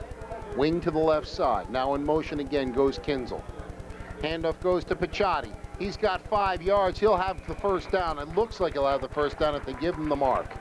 Yeah, CB West's offensive line, they are known if not statewide, nationally, for their offensive line. Ben Carver, the Wilson twins, they just get in there, they get underneath you, and the one thing I noticed down on the sideline in the first half, they finish their blocks. Absolutely. It'll be the end of the play, the whistle will be blown, and they'll be pancaking guys, and it is just unbelievable what they do out there. Isn't there another Carver now at North Penn? I thought I saw another one. So there's one, Aaron was at North Penn, Ben's at CBWest, and I think there's a third Carver now. Yes, Jeremy Carver, although he has not really played for North Penn at the varsity level this year, he's been back and forth between the JV team and the varsity team. I'm not sure if he's dressed tonight, but he is at North Penn, as you said, the third Carver to come through the program. Power eye look goes to Picciotti. Piccioti's got about 4, and they're just getting 4 and 5 yards at a pop right now. This is methodical, Kyle. It sure is, and CB West has done this almost to a point for the past several seasons. That's Coach Penn for you right there.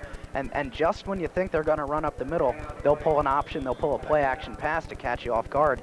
So they have to keep the defense has to stay honest. For most importantly. 2nd and 5. The ball at the 15-yard line. 7:20 to go in the third quarter. 16-0. CB West the lead over North Penn. They are knocking at the door again. The ball down at the 15-yard line. Single setback, wing to the left side. On second down, it goes to Picciotti. Picciotti breaks it down toward the 10. He'll be close to another first down. I'll tell you what, Bob, North Penn just has to stop CB West. They cannot afford to fall down any more than 16. They were down back against Norristown last week at the half, a big deficit, and they just could not come back. They were forced to change their offense, go to a passing offense, which is not really what North Penn excels at. They're a grounded out off-tackle sweep team with Heike Johnson. And when they have to start throwing the ball, Joe Talese threw 4 interceptions last week. And, you know, that's not how you're going to get back in the game. North Penn has to, if at least hold them to a field goal here. Well, it's 3rd down and 1. There's a big play for the defense of the North Penn Knights. You got to believe it'll be Picciotti with the carry. It is Picciotti with the carry. He's hit, he turns, he gets the first down, and he showed something there. Not just a power runner. He was stuffed at the line of scrimmage, made the twist, and got the first down. That's instinct. I mean, you can't teach that. Guys can run. You can't teach size, you can't teach speed, and you can't teach instinct like that. Just an instinct by Picciotti to just come there. Once he gets hit at the line of scrimmage, just spin off as yet another North Penn player down. While we have the break, we're going to hand it back over to Florian because he's been chomping at the bit to take over. Floyd, why don't you hand the headsets over? Kyle, I thank you very much for the time. Good luck to you, and we'll talk to you soon. Thank you, Bob. John. I was just on the sideline. It looks like I'll be heading back over. North Penn's had a hard time all night long with injuries. Mike Landis, number 31, is over there, and the team doctor's working on his right knee. They're not exactly sure what's going on, but he visibly looked like he was in pretty substantial pain. I'll send it back up to the booth. Bob, and you know when Len Vetreska is going to say to you, no tie for Bob Friedman. No tie for you. No tie for you. The tie Nazi. Hey, thanks, John. And if you want to get a great tie like John's, visit Ventresca's Custom Clothier and Formal Wear, where your holiday purchases will be gift wrapped free of charge. Hey, a great job there by Kyle. Hey, it was. Promising talent. Kyle has been in the North Penn television unit almost since 9th grade. I've seen him grow up. I've seen him become a fine young man. You know, you get a lot of kids in high school, you put the headsets on, it's you heard him, he knows what to say. He's going to be a real fine young personality. My injured player, Mike Jagger, has helped off the field, number 22. North Penn starting to feel the injury bug in the second half. Ball now at the 8-yard line, 1st and goal. We're on Picciotti Pike right now. Double wing. Oriel now in man in motion. Kinzel, the pitch goes to Picciotti. He's down to the 5, to the 3, to the 2. Touchdown, Central Bucks West. Bob, correction. That's no Pike. That's an interstate. It's a freeway. A freeway. Last year it was Armstrong land. This year it's Picciotti Pike. Dustin Picciotti, 8 yards. Gets to the 2, meets some resistance, and boom, he's into the end zone. And when you say boom, that means points, and we're talking Ventresca's for points. The score points in formal dress shoes. Catch this one. Visit Ventresca's and try on a pair of Alan Edmonds handmade dress shoes to complement the custom clothing Ventresca's offers. How do you like that, Bob? Oh, I love those shoes. Oh, man, those feet, how sensitive. I'll tell you, my little sensitive, by the way, Tootsies. in case the Ventresca's is listening, I wear a size 10D. Did you hear that? 10D? And I like my... Those Allen Edmonds shoes are special. Ventrescas really knows what they're doing. Bob. ND. And you know what, Bob, folks? I mean, really, I think Bob tried them on the last time we did the PIAA state championship, and you talk about a guy moonwalking, dancing, woo! Yeah, well, Florian, of course, at Upper St. Clair game had the boots on because we got the yeehaw. Well, it can be told now. Listen. Everybody thought it was me who said the yeehaw. It wasn't, gang. It was Florian. Yeehaw is for a special moment. I'll tell you, Bob. Words will not cover that. I'm walking down the street, people going, "That's a great job you did. What was with the yeehaw, Bob?" I said, "I didn't do the yeehaw." Sure you did, Bob. Don't blame me. No. Anyway, they call timeout because they want to go for 2 with a 22-0. Now, Picciotti will be the single setback, Oriola quarterback. Wing to the left side is Kinzel. Wing to the right side is Edwards. They will go, looking to the right side, got it open. Oh, it's intercepted. Oh, and a nice play breaking on the ball as the try for point looked like it was going to be good, but I'm not sure who that was. Another player, I think it might have been Cooklick on the play, but it looked like it was going to be wide open, and it just looked like Oriole took a little bit longer than he might have. And I'll tell you, Cooklick did a nice job of stepping in and knocking the ball. Yeah, Martin Leonard involved in it as well. Take a look at our Shake-a-Paw scoreboard. Shake-a-Paw puppies featuring a full line. Oh, they're so cute. A full line of pet supplies and national brand dog food located in Airport Square, North Wells. That's Shake-a-Paw puppies. Thanks for joining us tonight in tonight's championship game. Bob, what we're seeing, the defending PIAA Quad A champ stepping play up in a playoff mode. Okay? What you're seeing right now is the champion giving the challenger a lesson. Well, that's it. And we talked about it. The defense got things started. The offensive line consistent. The team well prepared, mentally well prepared. Well, you still have a lot of time. 18 minutes left in this game. A lot of time to score. A lot of time to make things happen. North Penn has got to come away from this possession with points. They cannot afford to take another possession and not move the ball. If they do not move the ball this time, it will wind up as a blowout. I really believe that to be so. They have got to do something here. So, Heike Johnson goes back deep. It was very encouraging, that interception on the 2-point attempt there by North Penn. Shows me a team that continues to battle, a team that refuses to give up, and despite them possibly falling short as it appears to be in tonight's game, they will be back better and stronger next year. Tumulty with a short kick calling for a fair catch and taking the fair catch by North Penn. John Price, what you got for us, guy? Hey, guys, I haven't got a chance to thank Len Ventresca and the guys over there. I know you've been doing it, but I went over there, and Len takes care of you. That whole setup over there is first class. They're doing everything from A to Z. They're custom tailoring suits. They've got off-the-rack stuff. They do a great job, but I wanted to make sure I thanked Len over there. Another piece of information I have is a little bit outdated. At the half, you had Dustin Picciotti with 75 yards rushing and Dave Edwards with 63. And Heike Johnson had 36 for North Penn, and I know those numbers have been updated since then. Sorry about the little spit. Not a problem, Back John. up to you guys. All right, on first down, it'll be Talise. He'll run. He'll get 5. He'll get cracked by Kinzel after 7. Hey, and a special thanks to John. If you want to get a great tie like John's, visit Ventresca's Custom Clothier and Formal Wear, where your holiday purchases will be gift wrapped for free. Absolutely right. Gain of 6 on the play. But now you see the running by Talise, but you talked about 75 and 63 yards. Well, Edwards is now close to 90, you got to believe, and certainly so is over 90 is Dustin Picciotti. You're going to have 2 runners there who will probably easily crack the 100-yard barrier this game. On 2nd and 4. Wide to the right is Evan Fitzpatrick. Single setback, double wing. Back to pass. Throwing to Fitzpatrick. Good pass. First down. Breaks inside. Gets it up to midfield to the 48-yard line. Evan Fitzpatrick, but the toughest throw in all of football, and Talise made it look easy. Threw it on a frozen rope to the sideline. Well, very accurate throw. You know, if you're the coach, you would have hoped that Fitzpatrick made a beeline for the sideline because he had some yardage up there, and of course he had the chance to step out of bounds. Remember, Bob, the clock. And there's our slow-mo replay sponsored by Travis. Thanks to Travis, the diner place, home of the Eat Hearty Healthy menu, approved by Abington Memorial Hospital. You've seen Talise, a great athlete. On the last play, he had a run. That time he had a throw. He's a kid that can do it all. and in shotgun formation now, and I think we're going to have movement on the left side of the line for North Penn, so that's going to cost them 5 yards. That play looked a little bit disjointed right from the beginning. It looked like Talise wanted to call for the ball, then made an audible, and I think the left side just didn't quite catch it. So instead of 1st and 10, the ball will move back, and it'll be 1st and 15 on the legal motion. Well, you know, it's Mike Carey does a great job defensively for the CB West Bucks. And that time, the defense, Bob, they've been quick to make any kind of adjustment to compensate for whatever changes the Knights show. And as a result, Talise is ready. He has to play in his mind. He gets to the line of scrimmage, says, uh-oh, this is not the way things are supposed to appear to be. He calls a timeout. In the shotgun again, takes a snap, rolls to the left side, under pressure, under big pressure, and down he goes! Down he goes! Oh, a big play. Let's see who that was.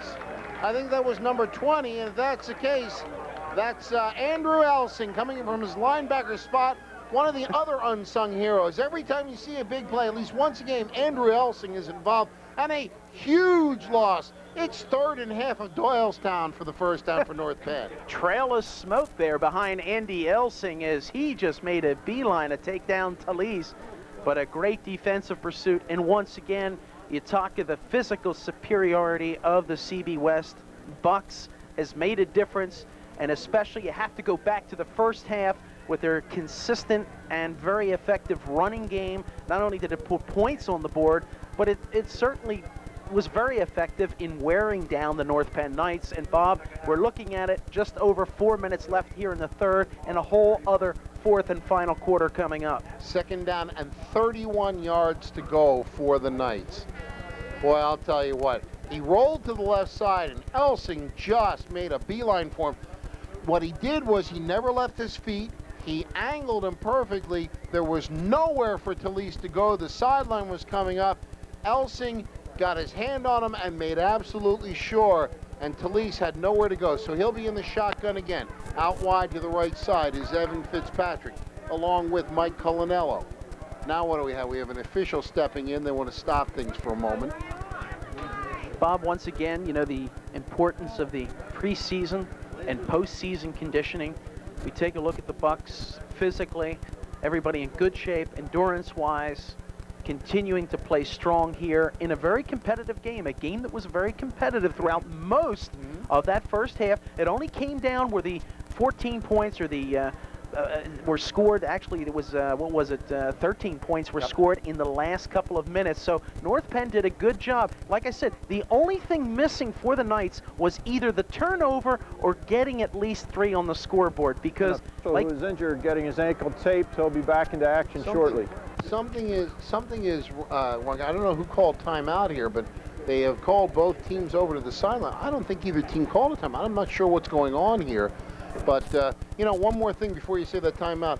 I mentioned my girls before the half. There's one girl I can't believe I didn't mention, because if I don't mention her, she's going to kill me. Kristen Ungerman was a tremendous stopper for us this year. She just played superb soccer as well. And a couple other girls who unfortunately couldn't make it through a good deal of the season through the injuries. Julie Carter, as well as Jill Clothier, 2 other members of my team. But again, I keep going back to that. As long as we have the break, I might as well crow a little bit. That's right. Congratulations, Kristen. And please, please, please don't kill Bob. John Price, what you got for us? I'm down here with one of the least talkative people on the sideline, the mascot for Central Bucks West, the Buck. I've been kind of following him as he makes his way down the sideline. He's always been a big fan favorite, although sometimes he does have mixed reviews, as with this young gentleman right here. He wasn't quite as excited about meeting the Buck, but most of the time, pretty good reception. Steve. So I just wanted to mention this guy does a great job on the sideline and has been all season long, and obviously he's paying off as the Bucks are on top. Back up to you guys. Where's his Ventresca tie?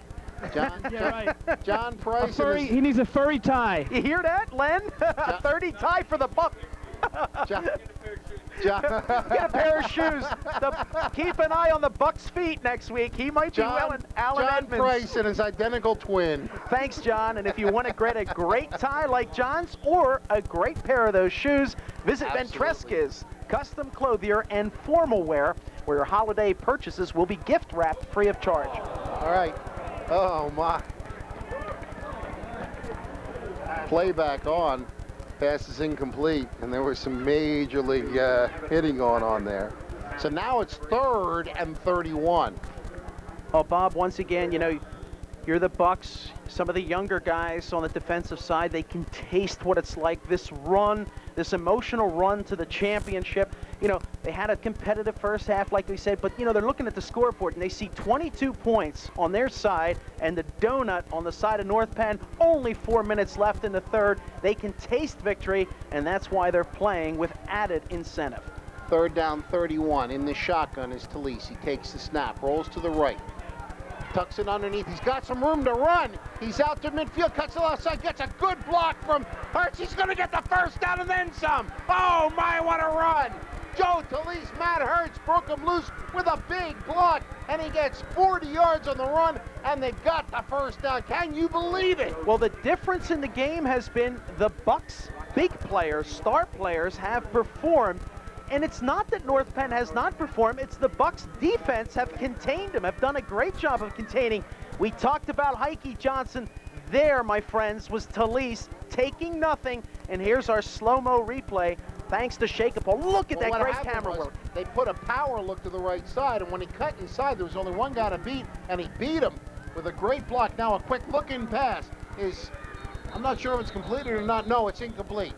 Thanks to Travis, the diner place, home of the Eat Hearty Healthy menu, approved by the Abington Memorial Hospital. And I'll tell you, Talise looked like a big league quarterback. Once again, defensively, the Bucks had everything covered but the quarterback. His only option was to do what he did, and Bob, he turned it into a big play. Yes, he did. So 2nd and 10, the ball now down at the Buck 35-yard line after that tremendous run. 3rd and 31, you got to figure out, oh my, they're in big trouble, and he makes the play. That's right. Now, if you're North Penn, you got to get the points on the board, and if you're the Bucks, you have a lot of pride. You want to preserve that shutout. Let's see who wins out. 2nd and 10, still in the shotgun. Now he goes up under center. Kapusta, the single setback. Quick looking pass, too long, and it looked like they were just a little bit off kilter there. The pass actually was a dangerous situation as he threw it, I believe, for Aaron Thomas. He threw the ball. Thomas stopped, and for a split second, I don't know why, and the ball went flying by, and one of the Bucks almost got their hands on it. Yeah, it was a good call on the play. It was a timing play, but what happened is Joe Talise was a little bit sensitive to the oncoming rush, and he hurried a little bit, and with that had a little bit too much zing, and then overthrew the intended receiver. Keep this in mind, though. Keep in mind, see if he pumps one time and then lets him go out and up. Back to pass on 3rd down.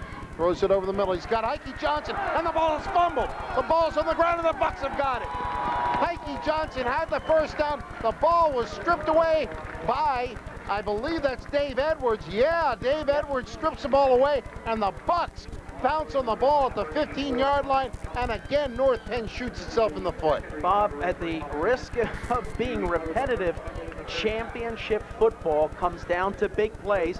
Here was a potential big play. Here's our Travis slow-mo replay. There you see a beautiful throw, well caught, but the strip on the tackle, where does that come from? Good fundamental football, good preparation, good focus. You try to wrap your arm around, you try to make contact where the ball is, you knock it out. That, folks, in a closer game, could be the difference. And once again, Brian Callahan on the fumble recovery. Bucks with the ball, 1st and 10, ball at the 15-yard line.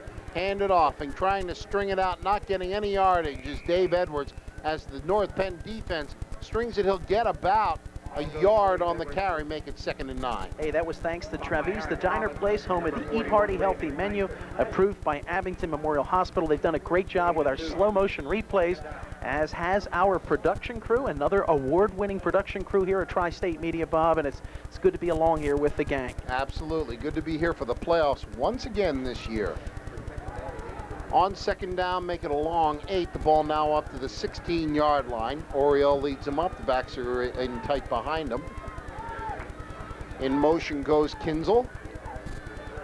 Deep handoff goes, and carrying the ball for a little bit of yardage. I think that's Picciotti again. He'll get about 2 yards. Picciotti runs into a couple of tacklers there, and for North Penn, one of them is Mike Kapusta. Mike having a strong night as well for North Penn. But what I like about this team is the heart, the character.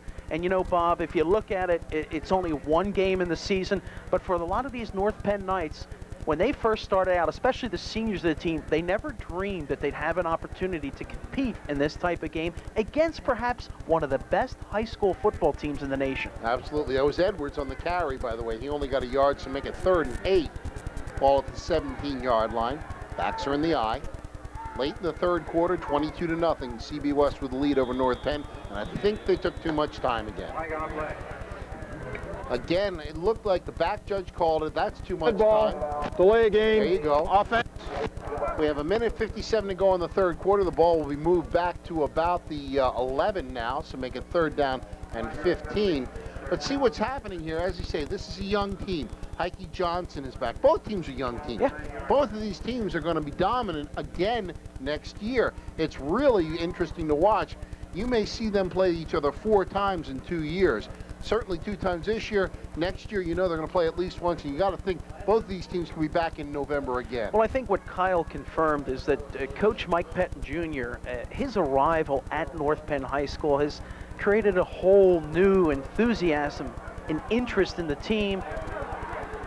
As Janssen takes the end around, Chang stood him up well, slowed him down for the rest of the night, so it will be 4th down. They'll have to punt. Finish that thought. But like what I said, Bob, Mike Penn Jr. comes to North Penn, a team that has been struggling over the years, and all of a sudden he gives the program a very positive injection of enthusiasm, of spirit. He gets the kids who are athletes interested in football again. They're working hard, and this year they've seen how close hard work and dedication can take a team to the title.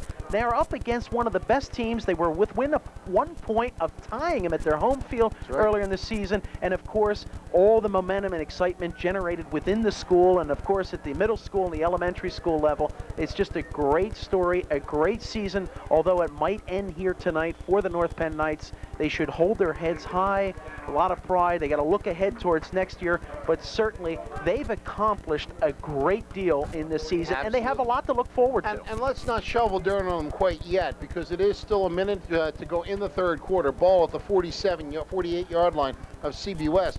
John Price, what do you have for us, Hi guys, my I'm friend? here with the athletic director from Central Bucks West, Mike Gold, on the field. Mr. Gold, kind of give us the structure of the playoffs as they play out for whatever teams are able to advance. Well, we go week after week. There's no layoffs. The team that wins this evening will play next Friday. Will be the district champion. And then you need to win 3 games to be the state champion. This year, the playoffs are in the eastern part. So the first round of the states will be somewhere in this area. They haven't decided yet. And then the second round and then the finals, of course, everyone knows, is at Hershey. At some point with the success of the football program here specifically, do people get numb to the abilities? I mean, this is an undefeated team, and people follow the team year after year, and they kind of have such a high level of expectation. It really is. It's people from the day of practice are asking about where are the playoffs and where are the finals going to be and what are the date and what hotels the team's going to stay in. And they really do take it for granted. And as you know, it's not that easy. It takes a lot of work. And how much success can be attributed to your direct impact, Mr. Gold? 0. Hang on a second, John. Hang on a second, John. Big pass completion. Have you seen an athlete of my prowess around campus since I graduated from West? I mean, has anyone really made the same impact? You know, I've been looking and looking. I haven't come. No one's even come close, John. You know, that's totally unsolicited, and I'm going to have to send it back up to the booth on that. All right, well, I'll break in on you there, but big pass completion to Evan Fitzpatrick will put the ball down at around the 14-yard line. Good job, John Price. Real good job there. But Fitzpatrick with a big catch and reception, and the ball now down at actually we're on the 12-yard line. Quick looking pass, knocked down. Knocking the ball down smartly from his linebacking spot again, number 20, and that is the same guy who always makes big, Andy Elsing. Andy Elsing having a strong night, but a special thanks to John. And if you want to get a great tie like John's, remember, folks, Ventresca's Custom Clothier and Formal Wear, where your holiday purchases will be gift wrapped free of charge. There's a good angle shot there from field level. And once again, a big play. Evan Fitzpatrick showing some big league caliber play, coming up with that reception. You wonder, should have been utilized a little bit more in the first half. On 2nd down and 10, back to pass. Pumps once, under a rush, he's gonna go down. Gonna go down under the tackle of Angelo Palena, who led the rushers in there, and it'll be a big loss for North Penn as Talise tried to pump and go, but the rush was too strong. He couldn't find the receiver. Those linemen, defensive linemen of the Bucks, and also the linebackers, they came down with their ears down and just buzzed right off the line of scrimmage. Angelo Palena leading the gang, tackling Talise and company, and coming up with a big defensive play as they're backed up right to their goal line. And that will finish the third quarter on that sack. A big quarter. The Buck fans standing up. They are only 12 minutes away from a victory in this first round of the District 1 Quad A State Championship opening game. After 3 quarters, the score: CB West 22, North Penn nothing. We will take a break and be right back.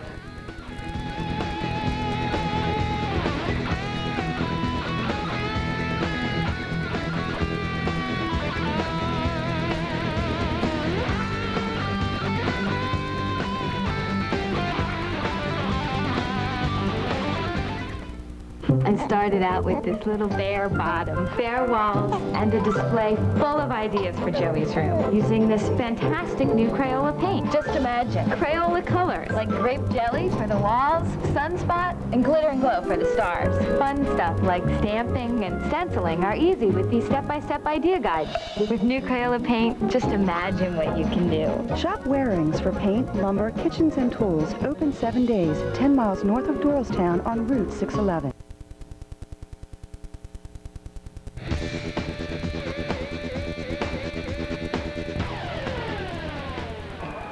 Fade pass on the beginning of the fourth quarter, just tipped away from Heike Johnson by Dave Camburn. So it'll be 4th down and about 17 to go as he tried the pass. But you know what, Florian, the pass just had a little too much air under it. Heike tried to run under it, but it gave Camburn a chance to get on it. He actually had a better view of it because it was directly over Heike's head.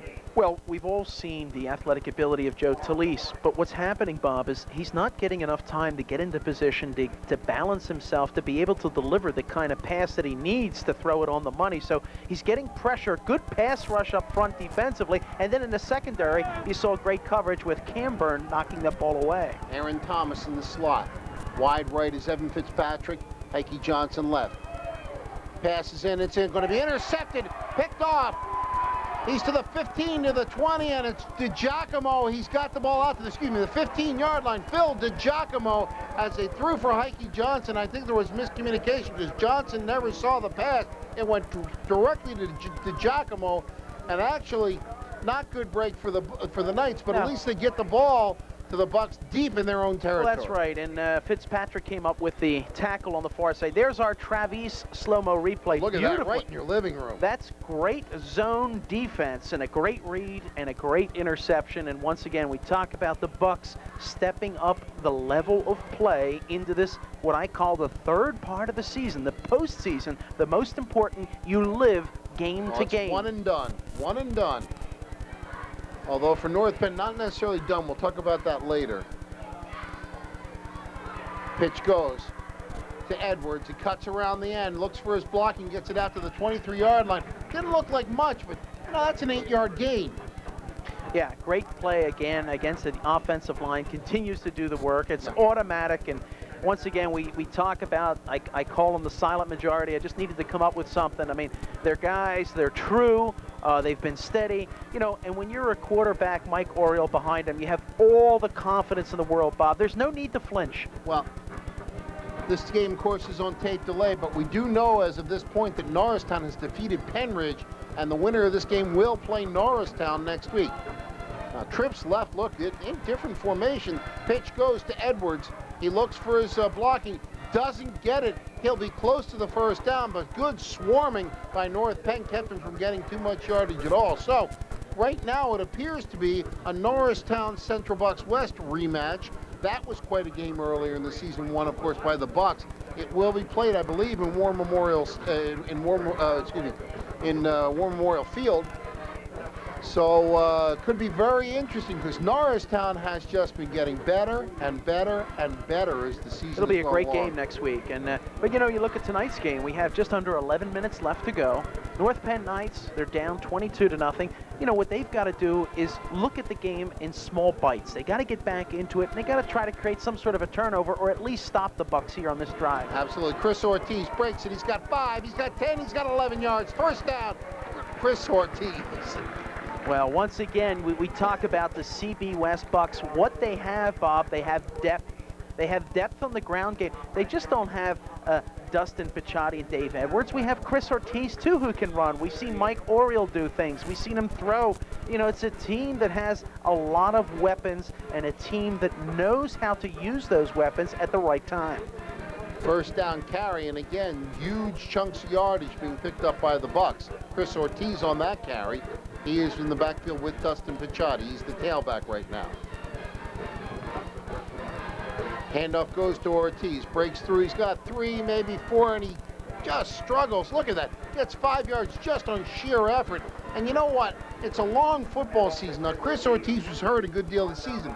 Here is a fresh running back. That's right. And, you know, you look at the star offensive player for the North Penn Knights, Heike Johnson. He hustles in there, sacrifices his body, gets in there, makes a tackle. I like that heart. I like that character. That kid is going to have a brilliant future after he has another great year at North Penn And I'll tell you the kind of kid he is. He's run the ball well tonight. He's caught some good passes. But if you talk to him tomorrow, you know what he's going to talk about? Put the ball on the ground twice. Well, this is the kind of kid he is. He wants to make himself better as much as possible. Handoff goes to Picciotti. Little handoff behind him. Still gets 2 yards. He'll get close to the first down. And you know, Bob, for a coach, that's music to a coach's ears. And that kind of an attitude by a kid will carry him far in whatever he decides to do in his future. Absolutely. Great kid. Well, it makes you look forward to the next football season because you know these kids are going to be a year older, a year better. These teams are good now. They're going to be great next year. But the most important thing that North Penn picks up this year is experience. Absolutely. Not only along with experience, belief in their ability. Something perhaps over the years their program had kind of disintegrated a little bit. They struggled, and of course, you know, you've got to get the confidence. You've got to be able to think that, yes, we can do it. I think this year, you know, Coach Mike Pettin Jr. has really carried this team a long way, and like I said, they're going to be an exciting team, a competitive team next year. Absolutely. As Picciotti gets the first down with a quick 2-yard burst. But, you know, more reasons to look ahead. I mean, I don't mean to bury 98 yet because this guy's still got a ways to go. But 99, you've got North Penn, you got Central Bucks West, and guess what, Florian? Norristown is an underclassmen-dominated team, too. Wow. These are 3, and Penridge has got a lot of young players, too. These are 4 teams going to be back next year. Backs in the eye right now for Central Bucks West. Handoff goes to Picciotti. He's got 5, he's got 8, he's got 10, he's got 12. Well, Dustin Picciotti continues to rack up the mileage right down the middle of the field, just like I do on my little Honda Civic as I'm approaching 250,000 miles. You're a legend, Florian. We just keep running and running and running. On first down, actually, they gave him only 9. I thought they gave him 12 yards, but his knee touched actually at the 41-yard line of North Penn, so make it just shy of a 10-yard gain. This is a free down for CB West if they want it, but I think they're just going to keep playing that smash mouth football. On second down by Kinzel in motion.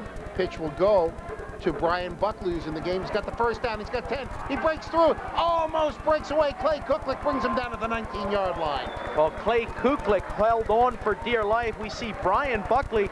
Now, Buckley's been involved in a number of big defensive plays, Bob. We talked about the depth. And once again, you know, if you're the defensive players on North Penn, you're focusing on Picciotti, you're focusing on Edwards. Last time you remember, hey, 25, Ortiz, number 9 appears, and you go, oh no, they got another guy. And that is the strength, one of the key components of the CB West Bucks. Absolutely. Ball down to the 18-yard line after the run by Buckley. Great run. Now Ortiz back in the backfield with Picciotti.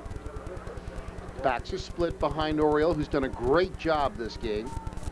Now in motion is Kinzel. Handoff goes. It'll be a counter. wide open is, I'll get it right. Wide open is Ortiz. He'll get it down to about the 8-yard line. Ball comes loose, but well after the tackle. And it'll be close to yet another first down for the Bucks. So once again, Chris Ortiz that time doing a nice job of carrying the ball. You see it squirts out, but the play was already dead, so it's no fumble at all. They're going to measure for the first down.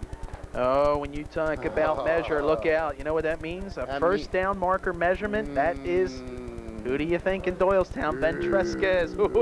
Oh, yes. Ventresca's Custom Clothier and Formal Wear is running out of time to measure you in time for the holidays. The cutoff date is Friday, folks, November 20th. So stop by and see Len and the staff, and they will even gift wrap your purchases for free. Okay, they measure for the first down, and it looks like he's just going to be shy of the first down. Usually when they hang around the ball this much, they don't give him a first down. The buck is coming up. But I'm not sure if that's he wants his shoes. I can never tell John Price apart from the buck. He wants those shoes. He heard Len Ventresca promise shoes. Look out, guys. Look, when you see the buck with fancy dancing shoes on, there'll be a big V on the back for Ventresca. Now the buck making his way up through the crowd. I wonder if he's going to come into the press box. And I don't know. It's about an inch shy of the first down. Hey, look at me. I got shoes. Shake, shake, shake. Hey, these guys, you know they're going to be cheerleaders. And of course, once again, the John Price fan club. There it is. Oh, gosh. Hey, they're all out here tonight at War Memorial Stadium in Doylestown.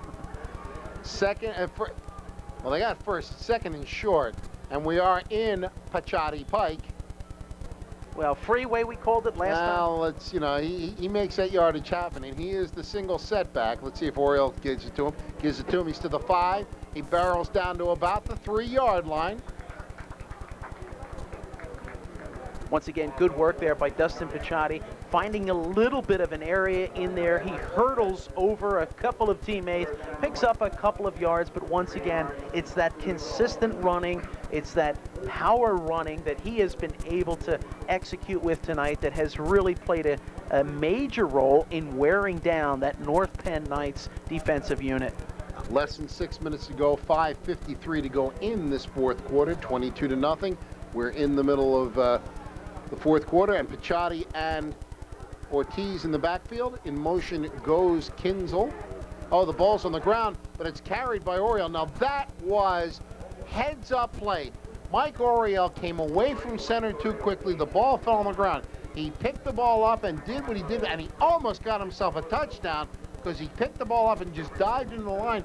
Gets 3 yards. It's right on the edge of the goal. Once again, I refer to the CB West Bucks as championship caliber. They're in their championship form. That play, as we take a look at some of the fans there from North Penn, the band, who, by the way, put on a fabulous display here at halftime. But, Bob, what I'm talking about is you make a mistake, you're able to recover, turn what might have been a disaster into something very positive. That is a sign of a good team. Second and goal, Pachati, Pike, touchdown! Central Bucks West, and you can stick a fork in this one, baby. It's over. Well, that was Air Express. Call it how you want it. Next day, same day. Guaranteed. Guaranteed delivery. 28-0. And, of course, Dustin Pachati, what a wonderful evening he's had. And, of course, following in the footsteps last year of Dave Armstrong, who's, whose Michigan team made Pennsylvania football fans very unhappy last week. Oh, well, life goes on. Good old Dave Armstrong and company. We wish him well up at Michigan. Bill Stone, the holder. Bob Tumblety, the kicker, trying to put the 29th point on. Snap a good one, the place a good one, the kick high, deep, long, and good. Hey, that touchdown announcement, scoring points in custom clothing and formal wear is easy when you visit Ventresca's, who has the largest and latest inventory of all of Bucks County, located at 145 West State Street in Doylestown, Pennsylvania. So, situation is this, 4:54 to go. Let's take a look at this touchdown. Here's our slow-mo Travis restaurant, the diner place replay. Look at this. Look at a perfect timing. Airborne, you're going to see number 33 go up. Launch. Woo! And it's as easy as that. Behind a good surge by the line, 29-0. North Penn now playing for pride. Wants to put some points on the board. Of course, CB West wants the schneid. There's no two ways about it. That's right. I'm thinking hot turkey sandwich, and that goes to thanks to Travis, the diner place, home of the Eat Hearty Healthy menu, approved by Abington Memorial Hospital. Bob, I know they have good food. You've been there. Oh, I have been there. What are some of their big dishes? They've got a hot roast beef sandwich that is to die for. I'm telling you right now, they've got some great home cooking there. You want to get some good eating? I'm telling you right now, it's right there just on the east side of Lansdale, Travis, or as we locals call it, Traves. We'll stop by and visit, and we'll be sure to thank them for their support tonight. I'll be there. Count me in, too. Tumulty lines it up at the 40-yard line, hits it. Another high, short kick going to be taken by one of the up men at the 22-yard line. It's Aaron Thomas, breaks outside, gets it to the 44, 45, 47-yard line. Aaron Thomas showing great acceleration. One thing the Knights have had all night long is good field position. They have been hurt by 2 fumbles in this game. One that cost them a long drive, another one that set up a score for CB, was the first score of the game. And the Knights now, though, have the ball at the 46-yard line, 4:46 to go in the fourth quarter. They trail 29-0. Well, the Knights, Bob, have picked up that field position considering that the Bucks have intentionally kicked away from their great return men, and despite that, they still come up with the ball in good field range. Talise gets it to Aaron Thomas. He's got it at midfield, cuts to the outside, and he'll get it down to the first down area inside the 45 to the 43-yard line. You know what else I've noticed? This game has been, except for some of the dead ball fouls, you haven't seen a lot of, you've seen 1 holding in the game. No clipping, you've seen very few flags in this game. That's the way good playoff football is played. Yeah, a couple of delays of the game, a couple of things like that, but nothing of any major consequence. That's good. Well, I think what we got to look is, Bob, when you look at football, I look at it as a mini corporation, a team. And, you know, you've got to look at who the managers are. Look at the coaches, father and son. On first down, there was some confusion there, and I think the Bucks had too many players on the field. And I think 1, 2, 3, 4, 5, 6, 7, 8, 9, 10, 11, 12. And you know they're going to hear about this. But you know what? They were smart. They were smart. They called timeout just before the ball was snapped. Well, you know what that means. People on the field, they didn't have enough people set. And what does that mean? Your telephone is ready. Here we go. Domino's. Hello? Why not, Bob? Take a moment. Give Domino's a call. Hurry up. Get over there. Let's get our fresh, piping hot pizza delivered to our door in a half an hour. And you know what? I got an extra tip. Mention this game, and you'll get a free topping. How's that? Domino's pizza. Ooh. Make mine. Man, we got a buffet. Potential buffet tonight. Cheese. Oh, there's some of the girls that are having a good time here tonight. Of CBW's fine cheerleading crew. They've thrown a lot of footballs out to the crowd this year, as they do every year. They're arm weary by the end of the season with all the footballs, because you always throw them out after they scored. Of course, the Bucks, they like to put points on the board. Well, I'll tell you, a lot of tradition here, and we talked about, John had a nice interview there with the athletic director, Mike Gold here, CB West. A lot of pressure on this high school, a lot of pressure on these young men. And I'll tell you, it's the coaches and the coaches of both teams, Bob. You pointed that tonight has been a well-played game. Both teams have played hard, hardly any fouls, and really a good sportsmanship. And once again, you have to attribute that to both coaches who are running it and their staffs. And let's talk about this. This may not be North Penn's last game. We'll talk about that after this play. There's some of the turnaround pass. Oh, and it's blocked out and almost intercepted on a nice defensive play by CB West. And let's see, that was number 44. That was Angelo Pelagna. But you know what? North Penn, Lansdale Catholic is in the 3A playoffs. They're playing Perkiomen and Valley, I believe it is. Yeah, Perkiomen and Valley. In fact, they were playing tonight. If Lansdale Catholic wins, of course, there would be no Thanksgiving Day game. However,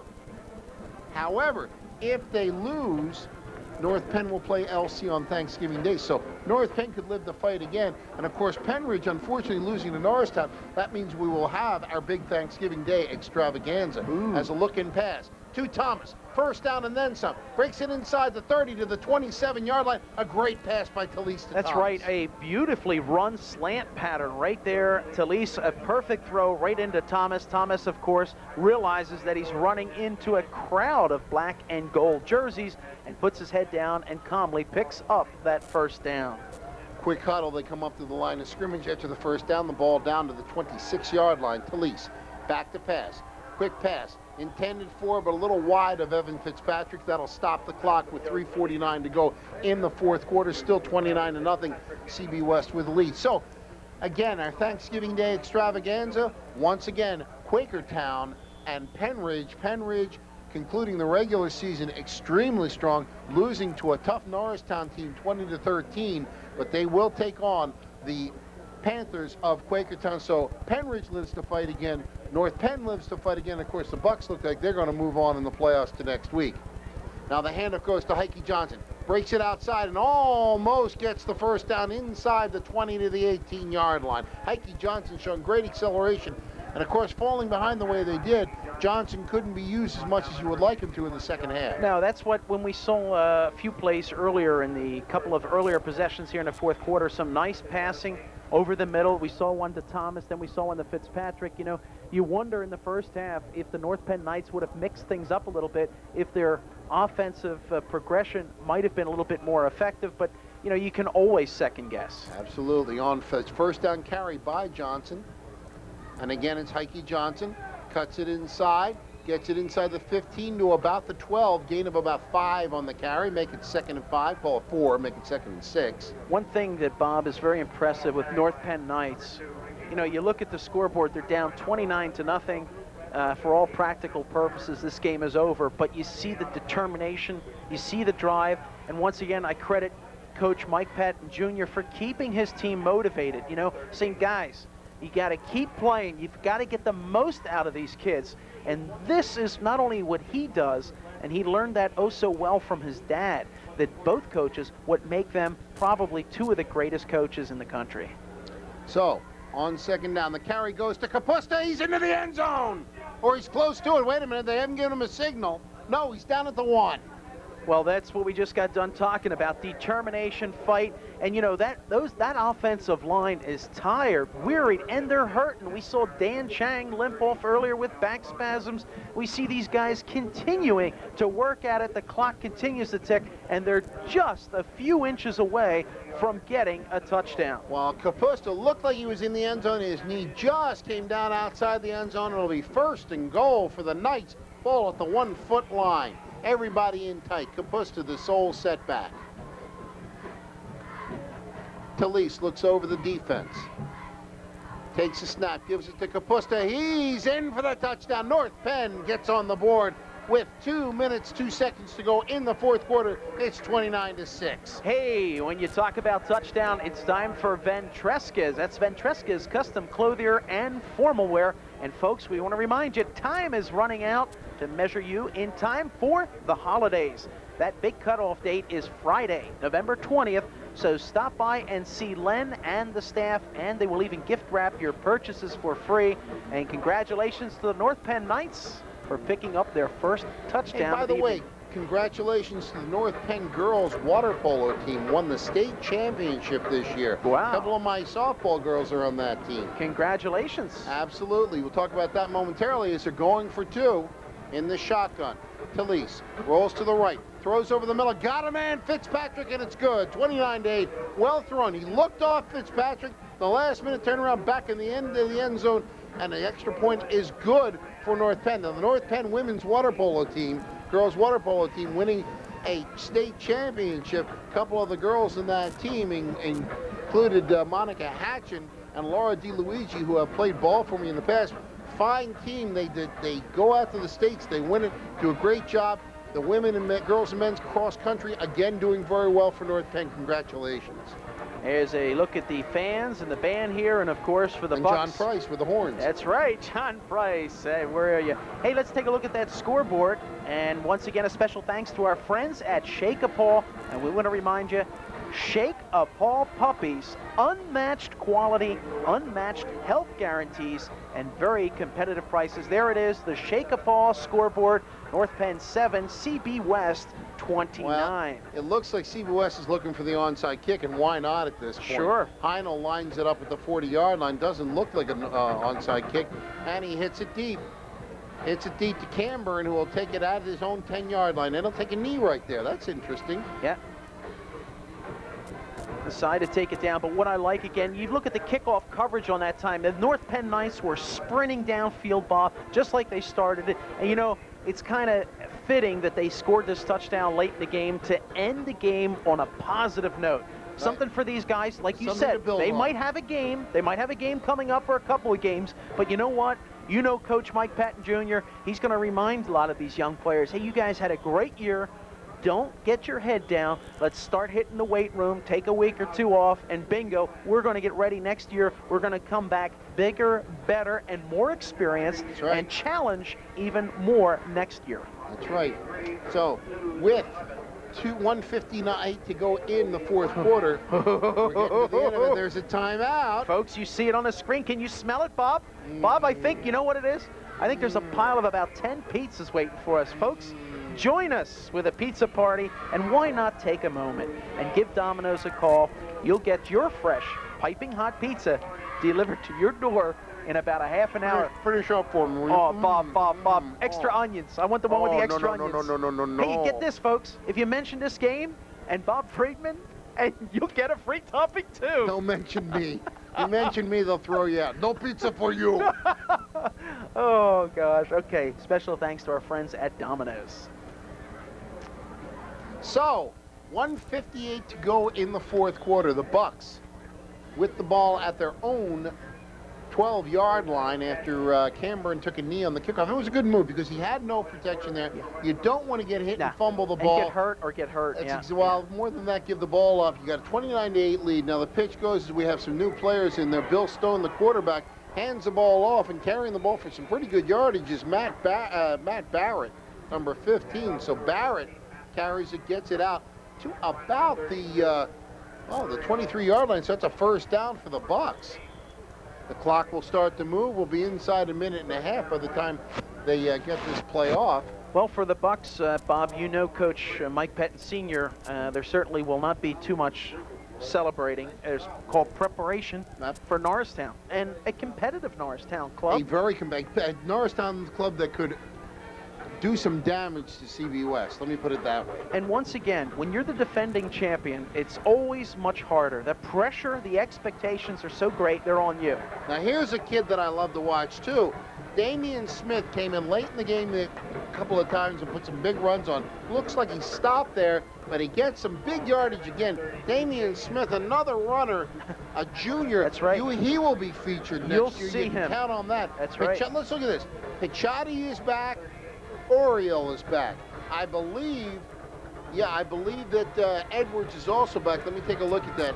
No, Edwards is gone. Edwards leaves, but you got to figure that Damian Smith steps right in there. Oh, there's no question. An impressive piece of work on that last running play. And once again, he's just being groomed for either action later in the playoffs and definitely for next year. Backs in the eye. The handoff goes, and carrying the ball for some pretty good yardage is Matt Barrett. Barrett gets out to the 45-yard line. He'll get about 6 on the carry. The clock will continue to move. That could be the last play of the game as the clock will move. Not a first down, so it moves inside 30 seconds. And they're jubilating on the sideline as the Bucks will have won the first round of these district playoffs. They will play for the District 1 championship next week against Norristown right here, I believe, at War Memorial Field in Doylestown, Pennsylvania. We're inside 6 seconds to go in regulation. 2-1, and that'll do it. The CB West Mighty Bucks defeat the North Penn Knights by a 29-6 score. The teams come to midfield to shake hands. I think let's see if we can find Penn and Pep in the middle of the field. Just look for all the cameramen. They line it up here. And I don't know if we want to take a break or keep it right here because I'm sure John wants to talk to some people. We'll take a break, see if John can line some people up, and we'll be right back. Don't go away.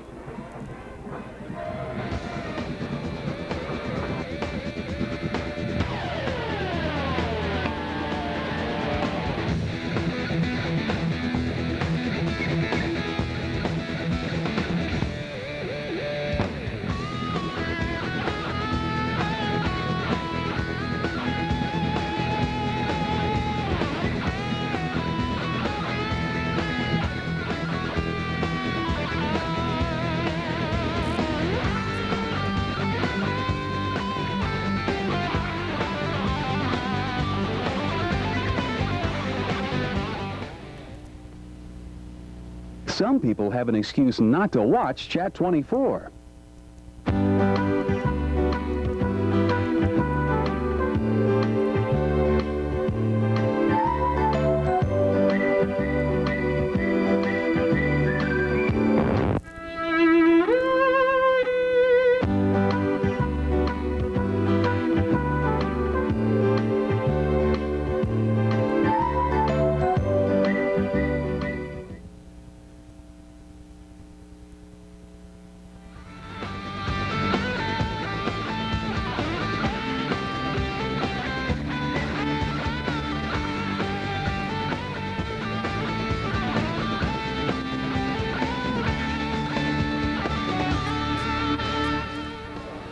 Well, right now, let's go to John Price, who's talking to Mike Penn Sr.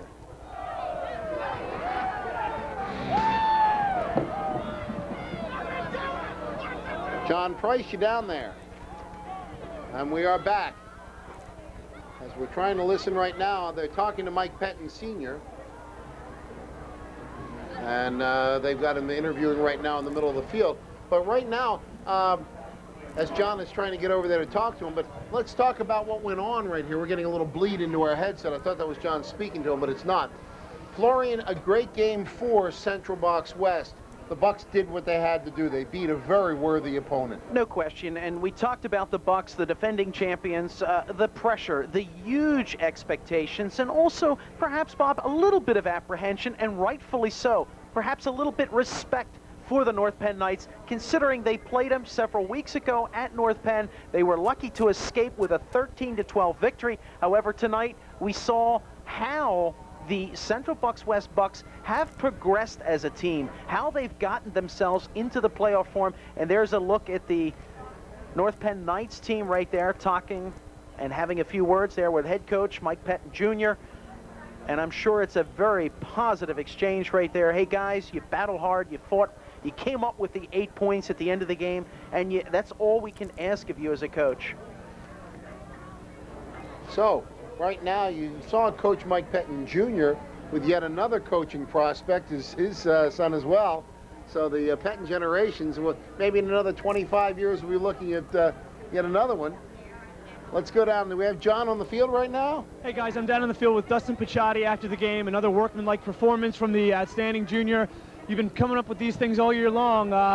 What type of a wear and tear is it at this point for you in the season? Well, I mean, we're feeling it, you know, but I mean, it's all worth it. I mean, after this game, like, we're just looking forward to like the next game.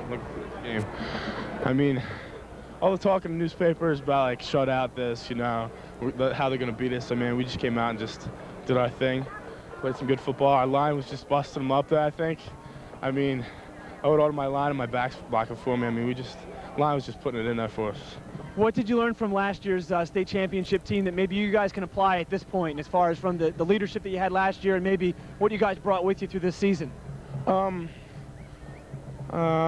Is there anything as far as, you know, what they showed you as far as maybe Dave Armstrong? Was he some type of a role model to you? A lot of people automatically throw that comparison out. He's a great guy. I mean, we have some speakers in this team that just get like the team going, motivated. I mean, we just got to play flawless football right now, going into the playoffs right now. What side of the ball do you like to play better? It depends what kind of game. I mean, sometimes defense, sometimes offense. It all depends. It all depends. From what I understand, you guys are going to go up against Doylestown next week. Do you have any thoughts or feelings about the way they stack up against you guys? I haven't really thought about it yet because we were just thinking of this game. We'll be thinking about it, I guess, come Monday. But I mean, I'm just trying to enjoy this win right now. Well, Dustin, congratulations. It's a pleasure to watch. You guys have had an outstanding season to date, and we look forward to catching you guys next week. Good luck, Dustin. Back up to you guys. Good job, John Price. As you see some of the future Bucks, and a lot of they're all looking at the camera right now. It's not a. Now they're dancing. Hey, there you go. Hey, how you doing? Hey, Bob. To see ya. Hey, go, Bob. Send us ties. Hey, thanks to John and thanks to Ventrescas, who can make you look great, just like John has been looking tonight. Absolutely. For that upcoming black tie event. Ventrescas carries all their tuxedos on site in their warehouse, which means immediate exchanges if there are any problems in your fitting. Now, John is going to see if he can get a hold of Mike Penn. Of course, is a very popular object right now. John has been working on it, and Penn is still having an interview. John walking the field right now. And there's Mike Penn Jr. and yet another Penn. Oh my. So right now, it's a little bit of mingling in the field, if you will. But I'll tell you what, just a punishing performance by the Bucks from the 3-minute left mark in the second quarter on. They just stuck it to the Knights. And Bob, it was obvious from the very start of the game that North Penn Knights, to their credit, they won the toss, they took the ball, and they moved it quite impressively. And I think even Coach Mike Penn, Sr. of CB West, took note of that and said, wow, this team is really on fire. But he had a lot of confidence on his defense, and it was the defense coming up with a turnover, and that really had a lot to do with taking away the momentum. And then, of course, CB West came down with the field goal, and then they waited till late in the first half, 2 quick touchdowns. And, just like you see a boxer in a fight, it's like a left hook and then a right hit, and that basically took the win out of the CB. You know what, Florian, when CB West scored that touchdown to make it 10-0, and then North Penn got in, and they tried a couple of quick passes. Remember, I turned around and I said, there's still 1:10 to go in this second quarter. And the Bucks had the ball about the 42-yard line. And I'll tell you what, it was really, I turned around and I said, thought to myself, that's too much time. They only got 58 yards to go, and they have too many weapons. Well, they did it with 14 seconds to spare and went into the half leading 16-0. And as I said, that sound you may have heard was the arrow going into North Penn's heart. Well, I'll tell you, we talk about sound, we talk about all the senses. One of them, smell and taste. And we talk about our post-game show, our great sponsor, Travis. And I'm looking at the menu here. I had it all night in front of me, Bob. I'm looking at a classic chicken Caesar salad. Whoa. And there's Bob's favorite. Tell him, Bob, what it is. Bottom of the right page, on the left side of the right page. What is it? Hot roast beef. Does that sound good, fans? Oh, you get some wet fries with that. You get a little bit of iced tea, and you walk away one happy person. Oh, they got that and so much more. And they are a proud sponsor of our post-game show right here on Tri-State Media. And that's Travis, the diner place, offering a 10% discount to seniors. Hey, Bob, does that mean us? Seniors? No. Seniors? Seniors? I'm close, buddy. Junior prom. That's I hit the big 5-0 in January, I'm telling you. So. All right, we'll have to celebrate. You hear that? Party at Travis, everybody. There are certain retirement communities that I'll be able to get into at that point. Well, so just tell them that you want your discount. Absolutely. As you're talking to Coach Penn Jr., some different people, we have good camera work right now. Now, the playoffs last year, and I think Coach Penn put it very succinctly several times, they snuck up on people last year. Nobody expected the Bucks to go as far as they did. They were only challenged seriously in one game. That was that Central Dauphin game where they were down by 3 touchdowns late in the third quarter, came back, took it to overtime, and won it. The USC game was a blowout. We know that. They just put them to sleep early and often. Every game that they played in the playoffs, they snuck up and beat people. But now you got Norristown waiting for them. You know you're going to have Central Dauphin somewhere in the wings looking for them, and it's going to be tough. I think the state championship goes through Central Dauphin this year. George Champ has a great crew, and they're all back from last year. Well, our football fans in the area had the pleasure of watching that game, and of course, if you're a CB West Bucks fan, you enjoyed the comeback. But Bob, a local radio crew was working right next to us, and when the Bucks were down by like 21 points, they were ready to throw in the towel. But you and I both knew that the Bucks are a team with a lot of explosive offensive weapons. And, one thing that this team has is a lot of heart and a lot of character. And, we mention it over and over again. A team that's a good team can even make it happen on a bad day. And that was just a bad day.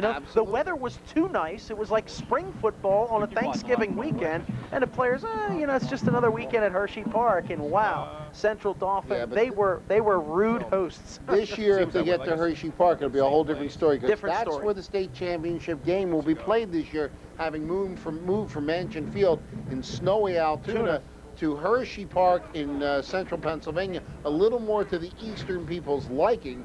So you hope that CB West can move on as they will go for Norristown, and then it'll get a little bit tougher. not to say they're going to get past Norristown. Norristown has got a mighty fine squad. They got Troy Swittenberg, who's a great runner. They got a kid named Stewart, who's another runner who just plowed through North Penn last week. Swittenberg got hurt. Stewart came in. It was like they never lost a beat. Both of them ran for over 100 yards against a very good defense. This is a team that's coming of age, and coming of age quickly. They beat a very good Penn Ridge team. We'll go into that thought momentarily. But John Price, who you got? Hey guys, actually I just had a chance to overhear Coach Pettin's comments to the bevy of reporters that surrounded him. He indicated that really they didn't try to do anything that much differently, and he didn't see a whole lot different from West. It was just a matter of execution. He thought 10-0 was a livable score to go into at halftime. 16-0 obviously made it a little bit more difficult at that point, and he felt that might have been the turning point of the game. He said he's really going to have to look at the film, but this West team, he was very impressed with the way that they fire off the ball, as I think most of their opponents have been so far this year. And I'm anxious to see how West stacks up next week, guys. That's it from down on the field. John, good job, as always. Real good job by John Price. Show us the tie, yeah. Good job by John Price. So let's wrap this thing up. So now you've got CB West moving on, playing Norristown. If they get by Norristown, then you get into the states. They will play somebody possibly from the Wilkes-Barre or the Allentown area, one of the other districts in the east. You know that it's all going to come down to the Eastern Championship game, and you got to get the funny feeling that it's either going to be Norristown or CB West going up against Central Dauphin, unless something unusual. Last year, everybody figured Altoona walks to the state championship game. Altoona undefeated all the way through, and they stubbed their toe against Upper St. Clair in the Western Finals, and suddenly it was gone. So, the lights are going out on us. We're going to wrap it up. But one more thing from Florian. Special thanks to our sponsors, Domino's Pizza, the Travis Restaurant Diner Place, Ventrescas, our Shake-a Paul, Ventrescas, and our production crew, our director, Jeff Kennedy, audio, Mike Miller, graphics, Kim Newell, our camera operators, Terry Colbert, Kevin McGorry, and Denny Lanane, and Sarah Cannot, our production assistant, and our field reporter, John Price. And for John, for Florian, and for all the crew, this is Bob Friedman. Thanks for joining us. Final score, Central Bucks West 29, North Penn 6, or North Penn 8 rather, in this first playoff game of the PIAA District 1 Quad A Championships. We'll see you soon. Norristown coming up next. We'll see you at the game. Good night, everybody.